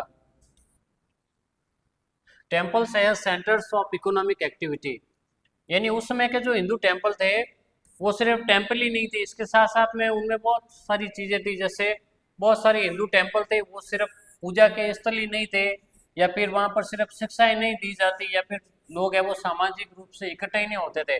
उस समय के जो टेम्पल थे वहाँ पर इकोनॉमिक एक्टिविटी होते थे, मार्केट वगैरह उसके अराउंड डेवलप हो जाते थे। जो रूलर होते थे वो लैंड और वेल्थ डोनेट करते थे टेम्पल को, और फिर जो टेम्पल का जो मैनेजर होता वो उसको अच्छे काम में लगाता। वो क्या करता, कम्युनिटी के लिए काम करता, कम्युनिटी के लिए जो इंफ्रास्ट्रक्चर है वो डेवलप करता। और इसके साथ साथ में मंदिर के अंदर जो डोनेशन आता था उससे वो लोग इरिगेशन सिस्टम को भी डेवलप करते, वाटर टैंक बनाते थे। They also build pilgrims rest house. इसके साथ साथ में वो लोग धार्मिक यात्राएं करते थे, उनके ठहरने के लिए वो धर्मशाला और सत्रम भी बनाते थे।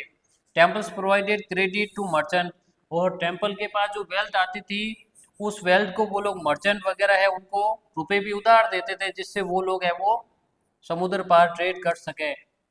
थैंक यू बच्चों। हम लोग है वो 6 से लगा के 10th क्लास तक की सीरीज चला रहे हैं न्यू एनसीईआरटी की। आप अगर इस चैनल पे नए हो तो इसको अपने फ्रेंड को शेयर ज़रूर करें, और इस चैनल को सब्सक्राइब ज़रूर करें।